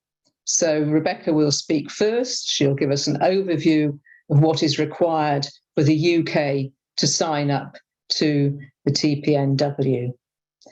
After that, we'll go on to hear from Talei Luscia Mangioni. She's a campaigner for a nuclear-free and independent Pacific, and I'll tell you more about her just before she speaks. And then our final speaker will be Alan Owen, founder of Labrats. And again, I'll say a little more about that just before Alan speaks. So that's the pattern of our discussion in this session. I know it's going to be really, really important. Thank you for joining us, everybody. And Rebecca, over to you to get the ball rolling. Unmute yourself. Yeah. Of course, that's the first thing that has to be said, isn't it? Thank you so much, Kate. And I'm just going to put this session into context. And I have to say, Kate, if people do not feel furious and angry and also inspired to do something after hearing about the the harm that was done to indigenous people in the Pacific, to people in the Pacific in general, from nuclear testing and also production and uses, and to the service people who were the young women and men who were serving their country and were put in harm's way from nuclear weapons, that we'll hear from Alan, then you're neither in touch with your emotions nor your rationality. And I'm hoping that this session will put you in touch with both of those things to really make a change. So, as you all know, the Treaty on the Prohibition of Nuclear Weapons was overwhelmingly adopted by over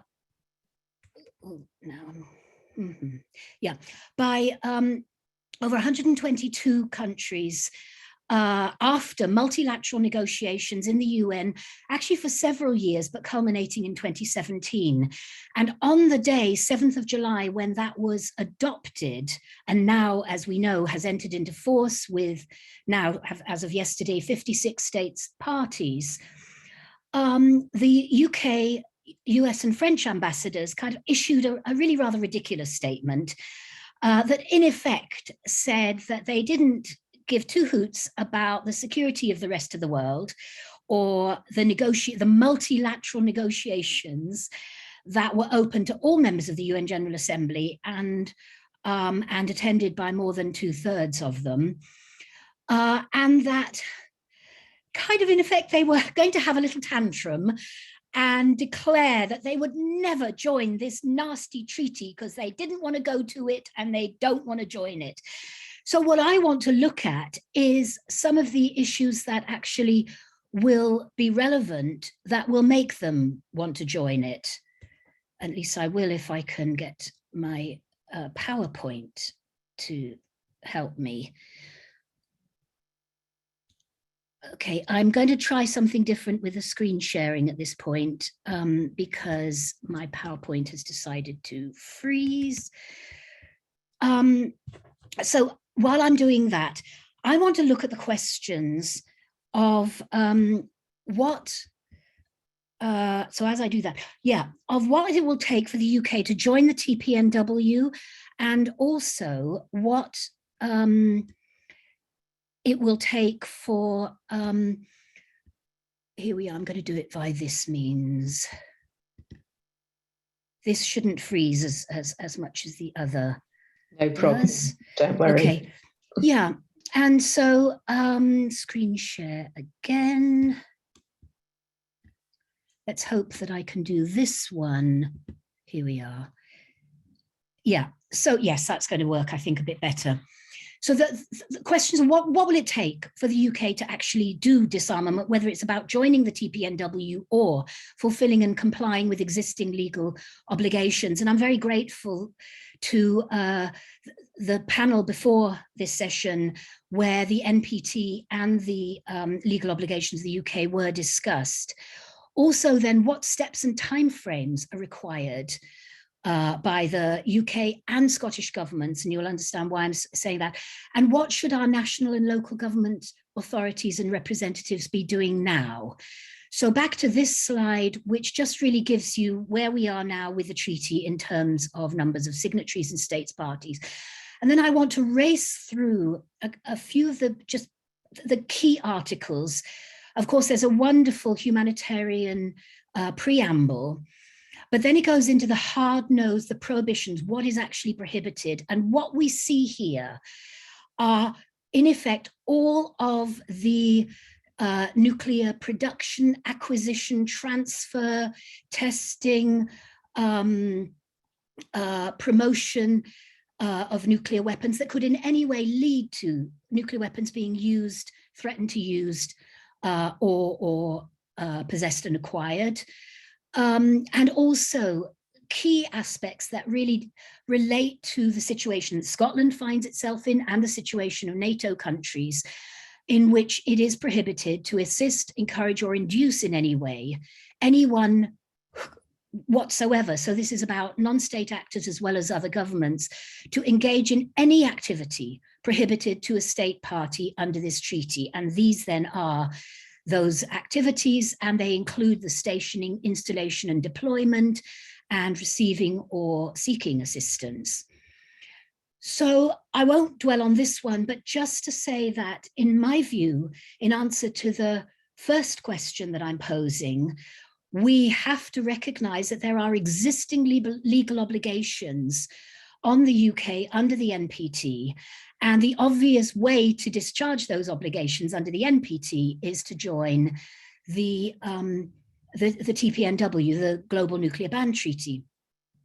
So in my forthcoming report, I wanted to think about what has to happen for the UK to undertake nuclear disarmament, because ever since I was at Greenham, I have heard, you know, the kinds of arguments that say, well, we can't possibly do it. And top of that, very often it was to say, you know, you will never get the UK to give up its nuclear weapons unless there's some kind of major nuclear bomb use or accident that affects the UK. And this is part of this sort of shock theory of history. And I did this thought experiment, drawing on theories of change and then extrapolating current challenges, risks, and tendencies into the future. And as you can see, I came up with 5 key scenarios. And so the first one is about all those vulnerabilities of accident due to technical human errors, also new technologies like cyber and drone, with their abilities to attack, you know, nuclear facilities, the fact that the nuclear weapons convoy goes out on public roads and can be involved in accidents and so on. The levels of risk and the humanitarian impacts really come in under this. And they're multiplied by climate risks, which multiply nuclear dangers. So when we look at this, yes, this is a real possibility, but at such a terrible, terrible cost. So we've got to use our politics to make sure that there isn't a nuclear bomb use or accident, but that the change that is necessary to join the treaty actually happen. So then we come to security, economic decisions. And again, just racing through this, we do have to take into account the global and strategic changes of priorities, the problems of small island Britain, and we had a brilliant analysis in the first session from Paul and others, from Paul Rogers and others. The pandemic, the poor governments, poor government decision-making, governance, structures of political authority, you know, all the problems that we have, the rising costs, the higher levels of risks from human or computer errors, the fact that nuclear deterrence is of declining, in fact, most of us would argue no relevance nowadays, if it ever was, to any of the security challenges that we face. Then there is this one, which is actually rising up and I deliberately didn't put numbers in here because these are acting both independently and cumulatively. And post-Brexit, a vote in Scotland to become both nuclear free and independent is really an increasing possibility. And we know that this is actually really worrying, really scaring the pro-nuclear practitioners who are beginning to look at ridiculous options like, you know, begging France or the US to take and house UK's so-called nuclear independent nuclear weapons, both the submarines and the warheads. Then there's this one, which I think is very interesting and very much something that ICANN is working towards: one or more nuclear armed government and or several NATO states, both the ones that are engaged in nuclear sharing and the ones that are engaged in the nuclear deterrent doctrines and policies, start getting more involved constructively with the TPNW and indeed are brought to sign it. And we are seeing signs in that direction. And then finally, that a UK election will deliver a government committed to nuclear disarmament. And this is what we have been working for a very long time, but with a sclerotic, not fit for purpose political system and structure, a first past the post, where both the major parties are in hoc to the businesses and sadly in some cases the unions that benefit from having and carrying on making and producing and having nuclear weapons. So we have to take all of those into account, and I'll leave you to discuss how you think those would most work out, and turn to this slide, which gives us the obligations and options for what the treaty itself calls the total elimination of nuclear weapons, because this is crucial for the UK.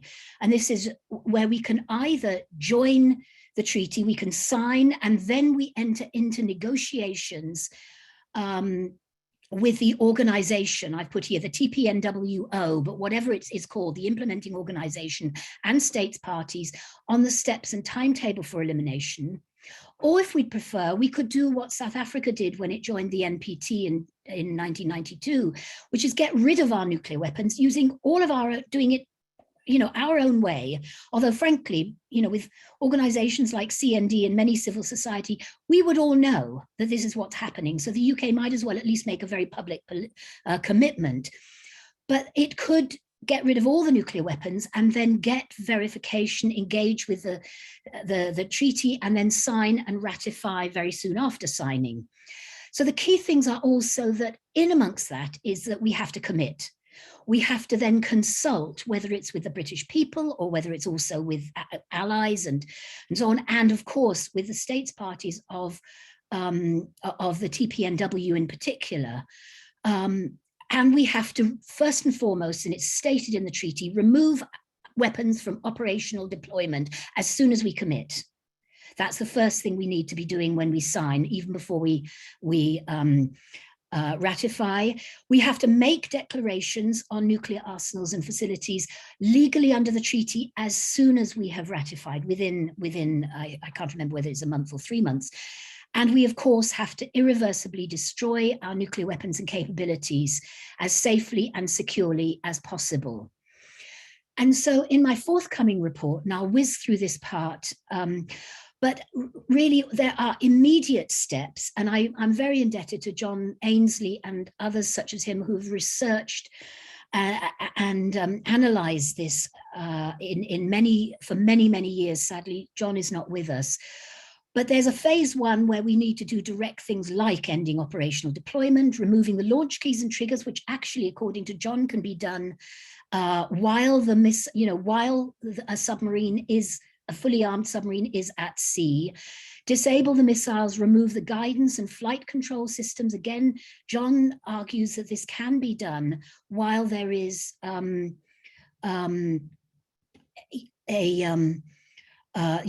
while a submarine is at sea, and we have to actually halt new nuclear weapons production, both warheads and submarines. Then the phase two is around the 2 to 10 weeks, if we're really determined. And this is where we bring back the Vanguard that's out on control, on a patrol, or one that may have gone out to replace it. So we end patrols, and we just simply say we are not doing these anymore. We remove the warheads from the submarines. We disable any possibility of their being used and exploded. And that's, of course, also reducing risks. And that is probably best done at Coolport in Scotland, which is also the warhead storage. And that's where the stores, if we are able, through negotiating with the Scottish, those responsible in Scotland, that we store the warheads at Coolport pending their transfer to AWE. And in fact, what we need to do is start transferring them immediately, because there's a lot in storage, and the ones that we take off the submarines, and then removing missiles from the UK submarines and essentially sending them back to the UK, back to the US, to Kings Bay in Georgia. Now, Rebecca, please. Just a couple of minutes. So I'll go through that very quickly. But essentially, we have to make a choice about join and destroy, or destroy and join. Then we have to negotiate. We will have to fulfill a deadline, probably 10 years. And then we also, and we can start right away now, we can start to implement the positive obligations on victim assistance and environmental remediation that you will hear much more about from Talei and also from, well, I think chiefly from Talei in terms of the treaty. So I won't go into those kinds of details, Article 7 on the international cooperation, in the hope that Talei is going to bring that up. And then we have to take into account these other security, jobs, and other considerations.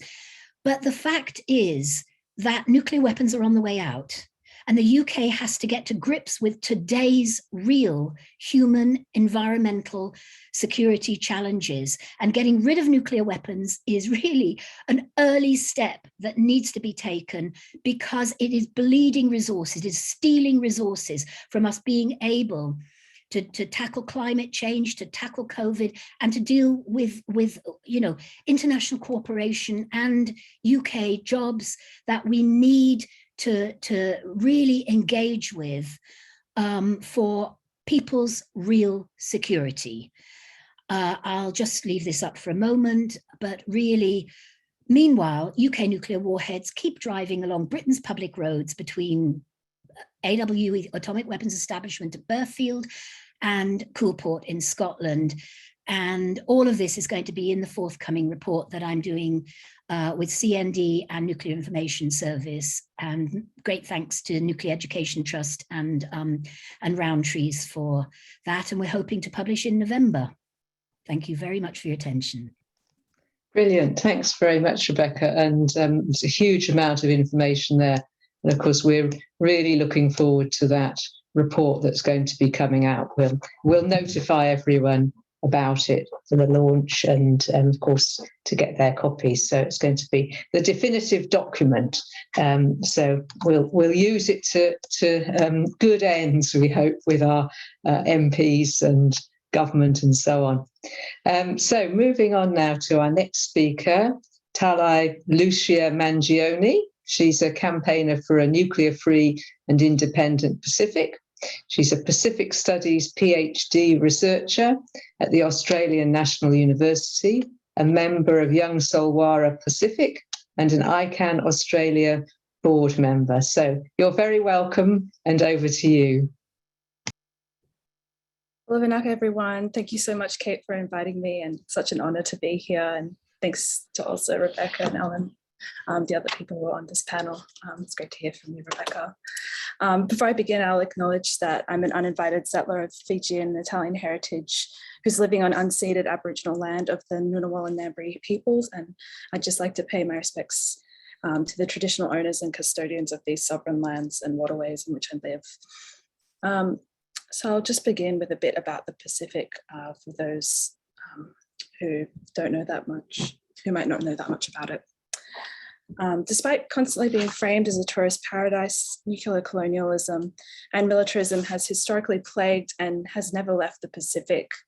A popular adage from my part of the world, which describes the way Pacific peoples experience their temporalities and sense of time, is that we stand firmly in the present with our backs to the future and our eyes fixed upon the past. This means we walk backwards into our futures.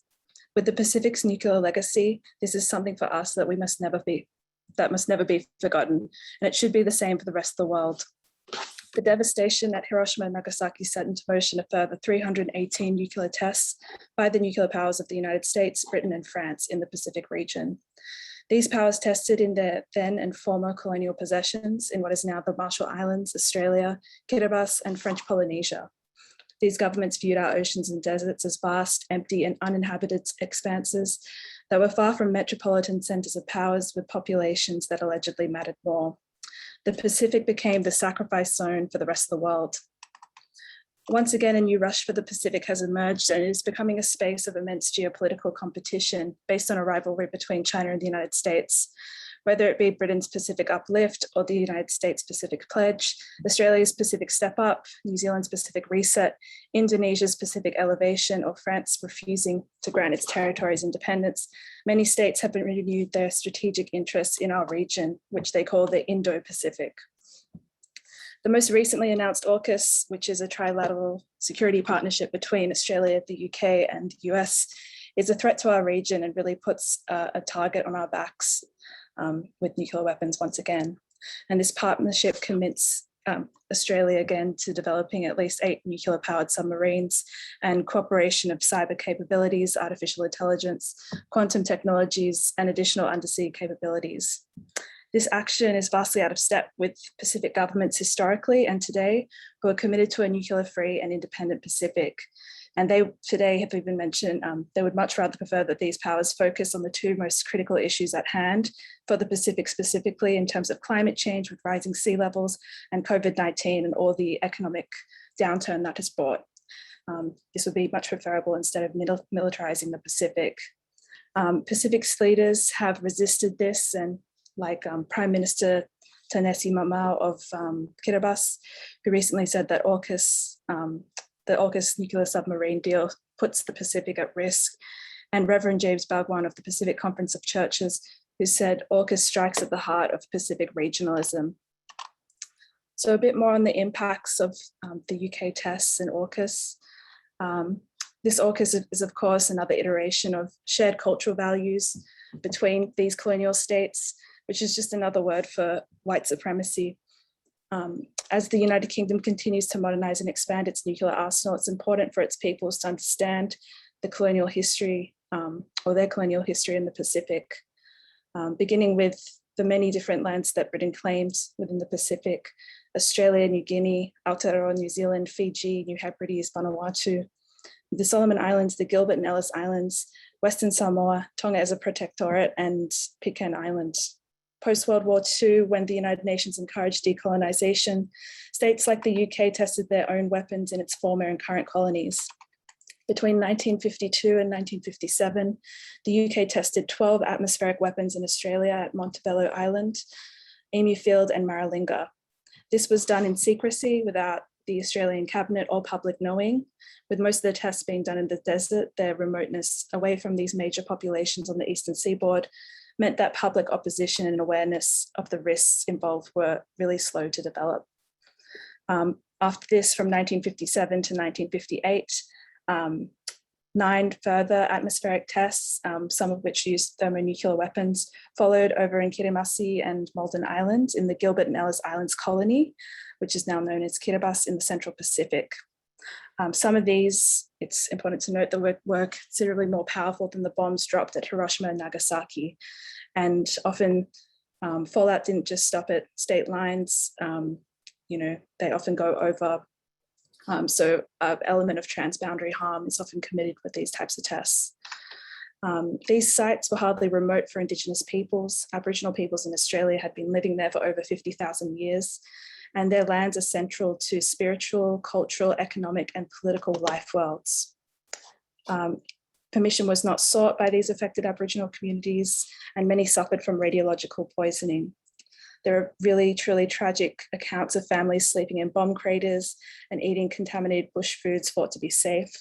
So-called Native Patrol officers patrolled thousands of square kilometres to try and ensure that Aboriginal people were removed before nuclear tests took place, but there was rarely any success. Similarly, in Kiribati, the memory of the Grapple nuclear test series, which used thermonuclear weapons, as I mentioned, persists with Kiribati islanders, as well as British, New Zealand, and Fijian servicemen who participated in the tests. Again, it was likely that the Kiribati islanders did not understand what the British were planning for their islands, and if they did, they certainly had no choice. Accounts detailed the confusing events, crowds, megaphone countdowns, and deafening noises of the bomb tests, as well as how the fish on which islander livelihoods depended on gave islanders stomach cramps from all the radiation. Generations of Indigenous peoples have experienced harm, been displaced, died, and suffered from illnesses like cancers and thyroid issues. Little accountability, not fully successful compensation has been given in either of these places. Both of these lands have not been effectively remediated, and in Australia, it's still considered poison country. You can't go into that land. Nuclear colonialism has gravely disrupted Indigenous people's connection to their ancestral lands, oceans, and lifeways. So it's important to recognise that Pacific peoples and states have resisted nuclear armed states for decades, trying to prevent any further harm from happening. In 2017, the majority of the world's countries negotiated and adopted the Treaty on the Prohibition of Nuclear Weapons. 10 of the first 50 states to ratify were Pacific states, including New Zealand, and these were Fiji, Nauru, Niue, Tuvalu, Cook Islands, Kiribati, Palau, Samoa, and Vanuatu. It entered into force on the 22nd of January 2021, and now it is international law. And as Rebecca already outlined, the prohibitions, I'll go on to mention the Articles 6 and 7, which are really key to affected communities and Pacific communities who experienced nuclear testing. So Article 6 outlines victims' assistance in environmental remediation. Victim assistance is granted for impacted communities and includes medical care, rehabilitation and psychological support, and social and economic inclusion provisions. Necessary and appropriate measures towards environmental remediation of contaminated areas are also covered. Concerning areas under the state party's jurisdiction or control, contaminated as a result of activities related to testing or use of nuclear weapons or explosive devices. Article 7 is also important as it outlines the need for international cooperation and assistance. So this is where non-affected states come in to help the affected communities and affected states. And these positive obligations, of course, couldn't be achieved without the brave testimonies and organising by global survivors of nuclear tests, which are supported deeply by grassroots organisers and civil society. The first meeting of states parties is something to watch out for, which is happening next March in 2022 in Vienna. And a critical part of this agenda is going to be about how the treaty will be implemented and how nuclear weapon states will be held accountable. We know there is enormous harm done by the US, UK, France in the Pacific, but the records are still opaque at best. A lot of them are still shrouded in secrecy, and many have even been pulled from archives when researchers have attempted to access them. The TPNW really calls for an openness and dialogue, whether they join or not, and there really needs to be this level of transparency and accountability. So we will know more as this treaty develops through the implementation stage and as nations begin implementing their commitments. Really important to this, 2 of the only affected states parties to have ratified the TPNW so far, Kiribati and Kazakhstan, and they have absolutely been championing the cause. At the UN First Committee last week, they released a joint statement where they suggested that the first meeting of states parties should devote particular attention to Articles 6 and 7, and this will be central to the humanitarian goals of the treaty and ensure that the harm from the past use of testing nuclear weapons, and it will also prevent future harm as well. And so they plan to do this by having a separate agenda item, as well as participation from all states, international organizations, civil society, ICRC, survivors, and affected communities within the discussion. And they also would like to have a final report, declaration, and action plan to address the positive obligations. So it's something to watch out for, and it will be great to see how this develops. So overall, the answer is really to just keep asking more questions. It's everyone's business to advocate that this gets done and to continue to support affected states and the Pacific.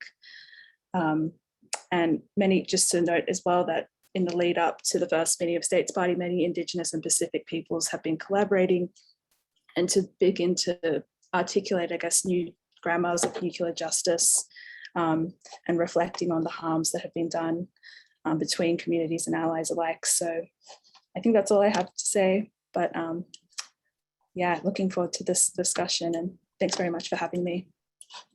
Thank you so much, Talei. Thank you. That was very powerful, deeply shocking, and sometimes almost unbearable to hear. And I know that it will give an increased impetus to our campaigning to ensure that our government is brought on side and it does truly remediate for what our past governments have done to your peoples and other peoples. So thank you. And moving finally to our third speaker, Alan Owen. Alan is founder of Labrats, which is an organisation which represents individuals across the world who've been affected by the atomic testing program, and that includes campaigning with nuclear test veterans. So big welcome, Alan, and over to you. Thank you very much. Hopefully you can see my screen and my slides. First of all, I wanted to thank you all for inviting Labrats, which stands for the Legacy of the Atomic Bomb Recognition of Atomic Test Survivors, to participate in your conference. It is a privilege to be included. We represent individuals across the world who've been affected by nuclear testing, and this includes veterans, descendants, civilians, scientists, and the indigenous populations. Our aim is to ensure that the nuclear testing program and the effects that it's had on every living thing on our planet is never forgotten. The British testing program consisted of 45 tests, as has been mentioned before, in Australia, the Pacific, and underground tests in the Nevada desert.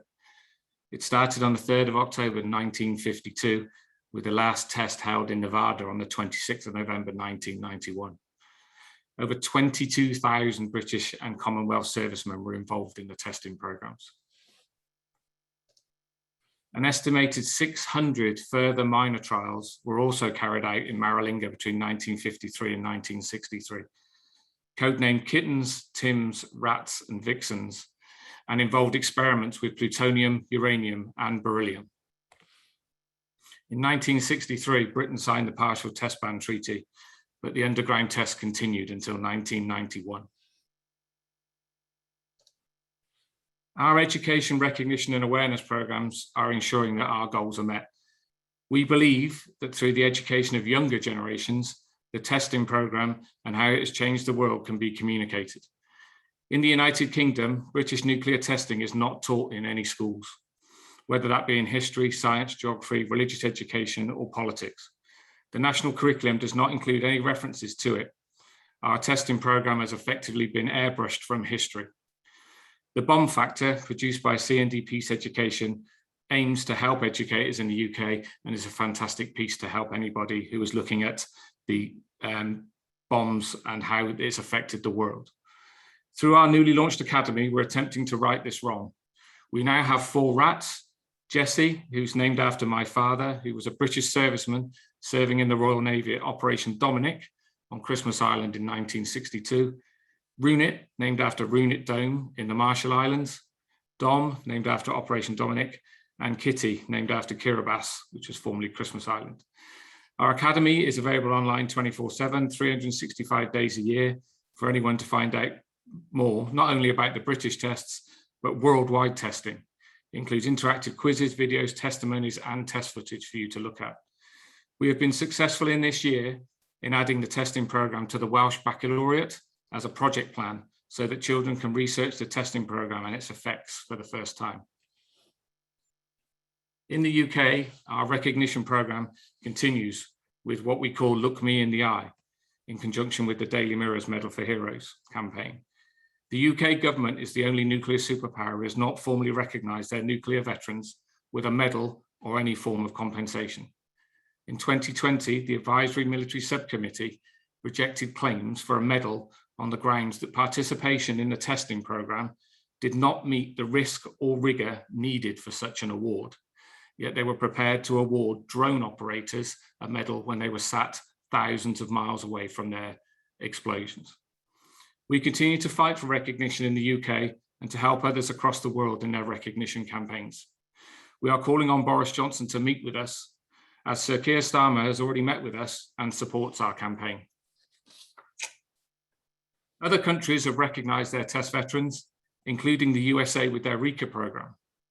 But even this program excludes people like the cleanup crews who built Runit Dome on the Marshall Islands and the downwinders of the Nevada testing ground whose lives have been affected. The USA pays out to British participants of Operation Dominic, and our representative Eric Barton has helped many families with their claims. Many UK veterans are angered by this, as they are ignored by the UK government, even though Operation Grapple was carried out on Christmas Island just a few years before. Because the Operation Dominic was a joint operation between the US and the UK, the US provided compensation based on a document that was signed, but will not provide in compensation to the UK veterans participants of Operation Grapple. We are working closely with nuclear communities across the world, including USA, New Zealand, Australia, and Japan. There are many participant and survivor communities across the world who are supporting their communities and working very, very hard to achieve their aims. Here are a few on this screen alone. 4,000 American personnel created Runit Dome in the Marshall Islands, which is approximately 350 to 375 feet in diameter. It has 18 inches of concrete and contains 110,000 cubic yards of radioactive debris. It is known locally as the Tomb. The bottom of the crater was never lined, leading to fears that the dome is leaking into the Pacific Ocean, and cracks are appearing on the dome due to the decades of exposure to the elements. It is a ticking time bomb. These veterans that created this dome are not included in the US RECA program, despite their exposure. The legacy of the nuclear testing is with us all. The Montebello Islands in Australia, where Britain performed the first test, Operation Hurricane, in 1952, still has a sign which states that the island is a radiation risk area, that elevated radiation levels exist, and that the radiation effects on health are accumulative over a lifetime.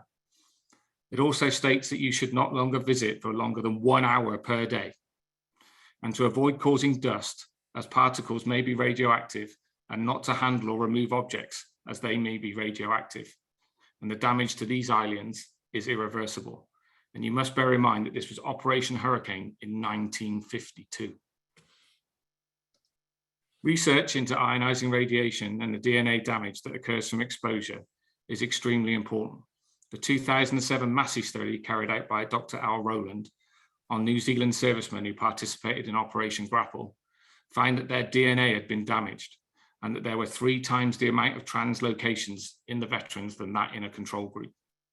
A further study on the British nuclear veterans, their wives and their children is currently ongoing at Brunel University, and we eagerly await their findings. Studies undertaken into the veterans and their offsprings over many years, such as the study by Sue Rabbit-Rolfe of Dundee University in 1999, studying excess myeloma, found that of the 2,500 veterans, there were 45 cases, when the UK average is 3 per 100,000. As part of this research, retired nurse Rhys Mackenzie gathered information from 235 New Zealand sailors, including 97 who had died. Of 443 reported conceptions, there were 99 miscarriages, 16 stillbirths, and 2 were aborted.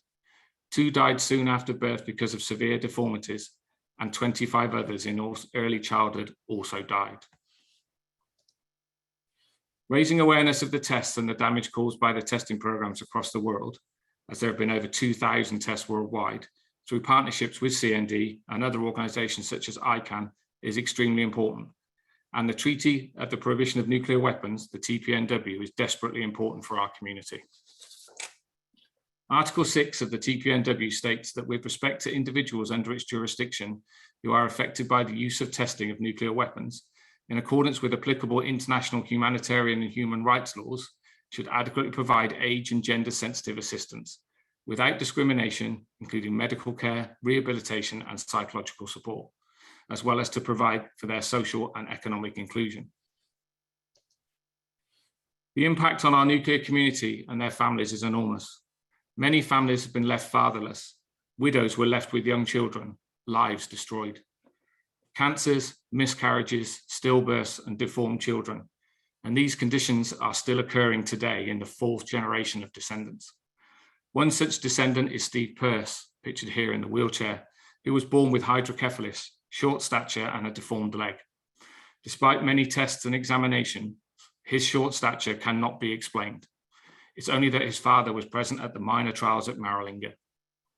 We estimate that there are in excess of 1 million descendants of the participants of the tests worldwide. Doug Hearn was present on Christmas Island for the Grapple series of tests, and he said he feels abused, neglected, forgotten by the government and a country that exposed him to unforeseen risks. We were used as guinea pigs, Labrats, every one of us, said Doug.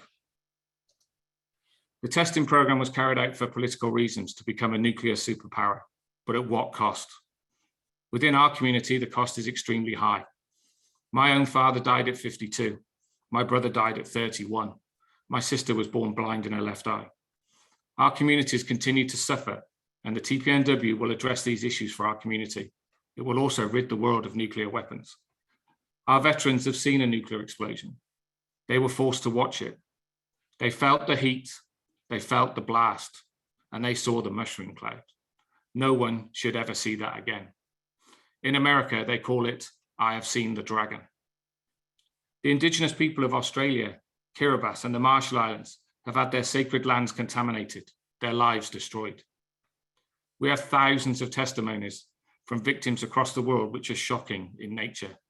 The Marshallese people call their deformed children jelly babies, as their bone structures were non-existent.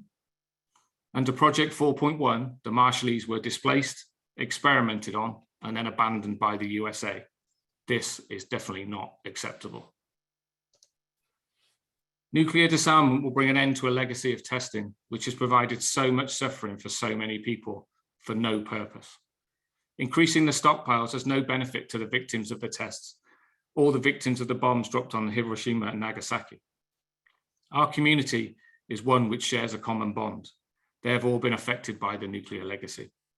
It's time to close the chapter on this legacy and start a new chapter without nuclear weapons and provide victim assistance and rid the world of these horrible, horrible weapons. We all know that the testing of these weapons was wrong. What was undertaken by our political leaders was wrong, and the continued stockpiling of these weapons is wrong.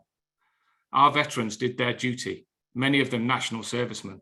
They were forced to watch as these weapons were detonated, their destinies and that of their families affected forever. It's time for governments around the world to do their duty and to sign the TPNW. Come together as one and rid the world of the deadliest of man's creations. It's morally the right thing to do. We need to admit our past mistakes, put them right, recognise and assist the communities affected. This is all we ask for, and we ask for the UK government to be one of the first to stand up and do this. Thank you. Thanks very much indeed, Alan. And that's incredibly interesting. And thanks for sharing the information at the start about the work of CND Peace Education. And I know there's a lot of positive response to what you've said about the Labrats Academy and so on, and that the links are there in the chat. So if people want to follow up on your important work, then that's there accessible. So thanks for sparing the time to join us today. It's incredible to hear about what you're doing. So now we've got just under half an hour for some questions and discussion. So I'm going to read out questions and ask panelists to indicate if they'd like to say something. So the first question comes from Ray Street. Hi, Ray. Good that you could join the call. Ray says, does Article 6 encompass the desecration and suffering wrought by uranium mining, especially on the indigenous peoples? Who would like to go first on that, Rebecca? Hi, yeah, thanks, Ray. That's a very good question because it's quite a contentious one. Most of us in ICANN and quite a lot of governments really pushed for there to be recognition of contamination and harm at every stage of making and deploying, using and testing nuclear weapons. In the end, the negotiators only explicitly referred to use and testing in the prohibitions and obligations, in the obligations in Article 6 of the treaty. But and I think that some of that had to do with there were a number of states during the negotiations who fought very hard also for a very very mealy-mouthed, but nevertheless, unfortunately, there paragraph in the preamble that said that nothing in this treaty, the TPNW, was going to affect the Article 4 commitment to nuclear power. So it was to do with that fight, really, among the majority of states that actually wanted all forms of production, nuclear production that causes harm to people and the environment, and a tiny minority that kind of wanted to make sure it couldn't be used on the nuclear energy thing. But we do argue, ICANN argues very strongly, that when we talk about nuclear weapons, we have got to bring in the production harm. And so that is what ICANN stands for. And I think, Talei, I know you now are interning with ICANN, if you'd like to say a little bit more about that. Talei, you happy to say something? Yeah, absolutely. Yeah, I think everyone, a lot of people at ICANN and civil society organizations, all that, especially in the Pacific, recognize that the harms of the nuclear fuel cycle at all different levels, especially in Australia, places like South Australia or states like South Australia, have uranium mining, enrichment facilities, testing, the whole, pretty much everything. So it's all about nuclear free for Indigenous peoples. And noting also that in the Pacific, we have a South Pacific nuclear free zone, specifically aimed at all the different levels of, the nuclear fuel cycle in that sense, because it's very much beyond just weapons testing as we all know it. Yeah, that's all I have to say on that. Thanks very much. Alan, anything to add? Or I would just say that it needs to be the complete life cycle. I totally agree. It has to be the complete life cycle, from anybody that is involved from the very start to the end. It has to be included. Thanks very much. Absolutely. Now moving on. Questions. I've got two from Patrick Black. Thank you, Patrick. One for Rebecca and one for Talei. First of all, for Rebecca, you said there are signs that some nuclear-armed and or NATO countries are going in the direction referred to in section D of your slide presentation. That's, towards the TPNW, as I recall. What are these signs? And then Patrick's question to Talei. Could you say more about grandmas for nuclear justice? So, Rebecca, over to you to start off with. Well, yes, signs. I think there's enormous pressure on all the NATO governments from civil society, ICANN, and a lot of other civil society organizations, most of which connect in with ICANN in, partners like CND is. And we should never forget that despite, heavy calls, really, a demand in 2017 from the US, UK, and France that NATO must all boycott the treaty negotiations at the UN General Assembly in New York, the Netherlands couldn't. Why? Because their civil society engaged with parliamentarians, and the parliamentarians passed a motion that was binding on the government, saying that the Netherlands needed to be in the negotiations, needed to be in the room. And indeed they were. And I'm glad they were, because they asked all of those awkward questions.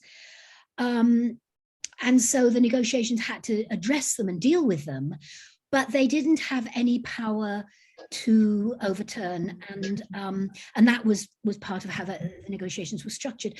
So the Netherlands, in Germany, we've now got obviously these elections. It's highly expected that the Green Party and the Global Greens were the first back in 2017, January of 2017, to pass a motion among all the global Green parties supporting the nuclear ban treaty. We didn't know its title at that time because it hadn't been finished, but we knew its objectives and so on.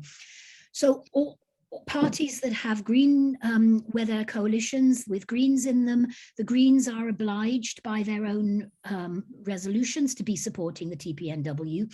Norway, which is a very prominent NATO partner in all kinds of ways, although it does not cite any nuclear weapons on its soil. Norway just had an election. The Labour Party is in the majority. They're not in a completely overall majority. So again, there's going to be a coalition. But our understanding, and all power to the work and the elbows and the peace walking and writing and demonstrating of the Norwegian peace movements, including ICAN partners, have enabled the Labour Party to pass a motion in which they essentially call for much more constructive engagement with the TPNW to look at how Norway can align or join it. I haven't got the text right in front of me because it was in Norwegian, but also calling on Norway to apply to attend the meeting of states parties as an observer. And that, of course, is what we are calling for also here in the UK. I think if Norway takes that step, I think we will see several NATO countries taking that step, because I think quite a lot of them would like to be in the negotiations. Remember, Austria is hosting those negotiations, the first meeting of states parties in Vienna. And that's why I'm saying there are signs. Now, among the nuclear armed states, what was interesting was that only the UK, US, and France actually said they would never, ever sign this treaty. Of course, we know that, and we heard from others in the previous session, that actually there are nuclear arms racing going on in all of them. And that is going to carry on unless we do what we did in the 1980s, which is actually halt them using the treaty. We've now got the treaty we need to halt the nuclear arms racing that's now going on. We just have to use it. Thanks. Thanks very much, Rebecca. Talei, over to you. Thanks so much, Kate. I think it's my Australian twang, but yeah, I didn't say grandmas of nuclear justice. I said grandmas of nuclear justice. And by that, I mean, framing, trying to ask the questions around what is nuclear justice, within the treaty, and the words that are used, the victims assistance and environmental remediation, but even thinking beyond that as well, because acknowledging that those are, very specific terms. So what does that mean for Indigenous peoples moving forward? That's what I meant by grandmas of nuclear justice. And I also just wanted to clarify, earlier I said enrichment in South Australia, I actually meant waste disposal. Sorry, it's very late in Australia here, so I apologize, but thank you. Oh, thanks. No need to apologize. Sorry, we're getting you on the call at anti-social time, but we so much appreciate you being with us. Right, our next question, this is from Barb Roberts in Hackney, and I have to say this is a question that's come up quite a bit in discussions, and I've been at local group meetings and so on. Those of you who don't live in Britain may not be aware of this, but there's been a TV programme, a series on the BBC called Vigil, which is about life and crime on board a nuclear weapons submarine. And Barb's saying, whilst its purpose wasn't, according to the BBC, to tackle the nuclear debate and the decommissioning of the warheads and fleet, would the panellists encourage the mainstream broadcasters to create more dramas about the dangers of working aboard our nuclear fleet? Does the panel believe that dramas such as Vigil work in favour to sway public opinion in abolishing Trident altogether, and so on? So I think that's an important question. Of course, similar questions were raised when the series about Chernobyl also was shown on television. It really stimulated and sparked debate. So, Alan, do you have any thoughts on that? Did you watch the series? Or I have watched a bit of the series. Yeah, I also wanted to touch on another series, which Call the Midwife. I don't know if you watched Call the Midwife. The first episode of Call the Midwife touched on a child born deformed to a nuclear veteran, the first episode, which was quite a subject for a mainstream BBC to take on. And that was researched over a couple of years by Doug Hearn, who I mentioned in my slides. And it was very, very difficult for them to do it because the research was a lot of testimony. There was even some parts of his own video that he had taken in that program. So I think the more the mainstream can take it on, the better. Unfortunately, sometimes the programs need to be researched correctly, properly. And the current one on Australia, there's one in Australia at the moment about the British tests, serialized it in not such a good way. So it can be beneficial and it can be not beneficial. But I would hope that more mainstream that can take it on, the better, to show exactly what's going on, not just now, but what happened in the past with the nuclear testing as well. Mm. Yeah, thanks very much, Alan. And in fact, someone mentioned Call the Midwife in the chat there. And it's, whilst, as you say, there are kind of issues around these things, it can help to raise public awareness. Other colleagues, Rebecca, would you like to come in on that? Yeah, I think these things can be very, very useful. I was a little skeptical of Vigil, but it did show quite a lot of kind of the claustrophobia and also the things that can go wrong. And we are very much about saying, look, these nuclear weapons, they are not safe. They don't make us secure. They lead us into practices and behaviors that are actually extremely dangerous, not only for the safety of the submariners, but the safety of the whole world. And I just remember back in the 80s, how important it was in the United States when the day after, which was actually quite schlocky and Hollywoody, but for that very reason, it was watched by everybody, including Ronald Reagan. Here in the UK, Threads, done by Barry Hines, who had done CARES, where he actually, again, showed what it would be like to be a counsellor in Sheffield, thinking that, you'd got down the bunker and you'd survived the nuclear strikes, but actually the long, slow death and desperation of that. And, all of these, they really do, they form teaching moments, they form discussion moments. And even if they are not exactly as reality is, I mean, there's a new documentary out about Greenham called Mothers of the Revolution, which is part documentary and part drama. It's kind of strange, but it's actually getting a lot of young women and young people to be talking about it. And so, let's not worry that some aspects of these things are dramatically enhanced or dramatic license and things like that. They make people talk and they make people think and they make it graphic. And that's what's important. And we need more of them. Mm. Absolutely. I just say one thing there, just say that we found with research from Call the Midwife that Operation Grapple was sent out to nearly 7 million people. So the name just Operation Grapple, even if it didn't register with them, they went off and researched Operation Grapple, which led them on to other things, which can only be fantastic. Yeah, fantastic. Talei, any comments on that kind of angle?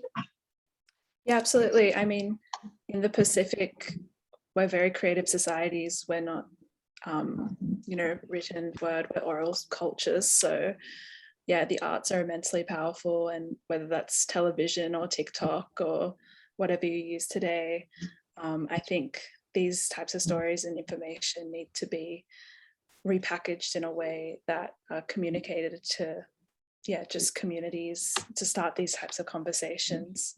Even in my research that I do of the Nuclear Free and Independent Pacific in the 1970s, the Against Testing on Mororoa committee, which was based in Fiji, which was a group of students, they always used plays and music festivals and all this type of thing to relay these stories of immense tragedy and harm, sometimes even using comedy, but that was a way of starting important conversations and, thinking about colonialism in a new way. So yeah, I'm always for dramatic interpretations, acknowledging as well that, there is some problematic ones as well out there, obviously. Yeah. Thanks very much. Now, there's been some comment in the chat about people who work in the nuclear weapons sector and trade union perspectives and so on. So I'm going to turn to a question that's been put by Gary Griffiths. He says, what steps are being taken to convince the leadership of those trade unions that continually use the argument of jobs to resist nuclear disarmament and nuclear energy production? Would anyone like to comment on that? The big jobs myth. Rebecca?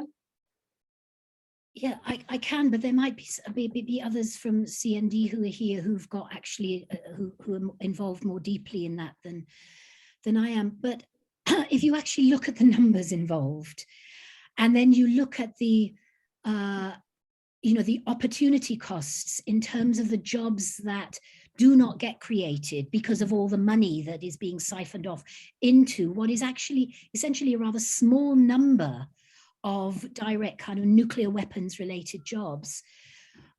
We need investment in a whole range of security jobs, by which I mean also climate and green jobs, because I think those are very much about our security.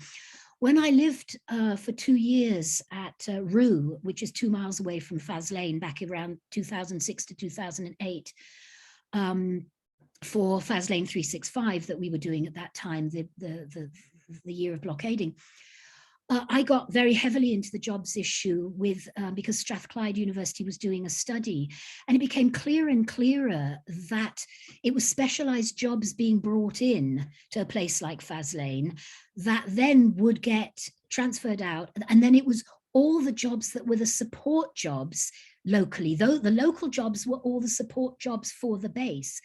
Well, if the base had been, if the nuclear weapons had gone, and in fact, even if the base had itself stopped being a military base, but had become a kind of center of excellence right there on the Loch for other light industries and testing green industries and and so on and so forth, which we need to have. All the local support jobs would have been there, in addition to a lot of the jobs of high excellence and expertise and engineering and so on. So it really would have been a shot in the arm, a shot in the jobs market of really quite a depressed area, because the MOD had already, some years before, drastically cut its workforce in the Faslane, Holy Loch, Coolport kind of area, and it was just focused on the specialized jobs at Coolport and Faslane. That's not jobs, and it's the same with Barrow. Barrow should be a shipbuilding city for all the shipbuilding that we need that would actually bring in jobs and money, and not have it totally dependent on making nuclear submarines that are going to carry nuclear weapons. But that was a deliberate decision made, by previous Tory governments and by BAE Systems, Vickers as was. Those were decisions. They didn't happen by accident. They were decisions to focus on the military jobs and narrow them down, minimum number of jobs you could get the submarines made for. And that is not good jobs policy. Thanks very much indeed, Rebecca. Now we've got under 10 minutes left, and I've got a couple more questions. So what I'm going to do is I'm just going to read the questions out, and then I'm going to ask our panelists to come back on them if they want to, and also to make their final comments. So pick up on the questions if you like, but otherwise please make your final remarks. And just for those on the question of jobs, I've put the email link into the chat. If you want to be active in CND as a trade unionist, I've put the trade unions email there. And Rob has posted a couple of links to some of our work around the jobs question as well. So thanks to everyone for their comments on that. And then a couple of questions. So David Mello is saying, this is a wider philosophical question. Is it not true that the whole of humanity is morally contaminated by nuclear weapons? So if you'd like to comment on that, please do. And then from Julie Ward, Julie says, with the government's increased policing of school activities, can Labrats even go into schools in England. Civil society organisations that promote debate questioning capitalism, for example, are now banned. It's notable that Labrats is operating in Wales, which has a much more progressive education policy and a focus of future generations. So thanks very much, Julie, for that question and comment. So now I will ask our speakers to come back just for a few minutes each, please, so we can finish on time. And Alan, I'll come to you first because there's a specific question directed at you. Yes, we've been working with the education providers, and the Welsh education system has been the one which has been the most progressive and the most supportive. They have a new curriculum coming in 2022, and they have been most supported. Fighting the English education system and the curriculum is very, very difficult because they devolve it down to the local education authorities. And their answer is always, it's up to the headmaster to decide, but it has to be based on the curriculum. So if you're not on the curriculum to start with, you go around in the loop with them. But we are continuing to work very hard to try and get this in with the programme from CND Peace, because it's desperately important. The children don't know about it. My son knows about it because of what I do, and the families, but other children don't know about it. And it's getting this awareness out there, which is key for people. Whenever we talk to people on events like this, and other stuff, people go, I did not know that how bad it was.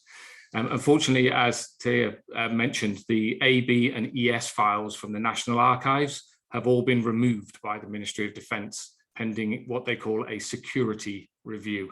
So they are no longer accessible to people to be able to look at their history, and they've removed them. This has caused us great problems for research, not just for other researchers as well. But it means that we need to continue and we need to carry on and we need to have a voice. And these sorts of events are desperately important to keep it going, because the whole nuclear legacy needs to be taught. It needs to be understood by everybody around the world. I work with a guy called Brian Cowden, who is a very good filmmaker. And his last words are, all actions are global. And I think that's what we have to rely on, the fact that the nuclear legacy is a global problem that has to be addressed. Thanks very much indeed, Alan. And going forward after today, let's keep in touch and work more closely together in this really crucial area. Next, Talei. Sorry, are we doing concluding comments now? Okay. Yes. Anything else you want to say about any of the other questions? I don't have much to respond to many of the questions, but yeah, I'd just like to thank you very much for having me here today. It's just such an honor to be with CND and the other panelists, and thank you so much, Kate, and really appreciate it. And I've actually learned a lot in the reverse by being experienced the nuclear activist side from in Europe, the UK. So yeah, really appreciate it and looking forward to learning more from you all.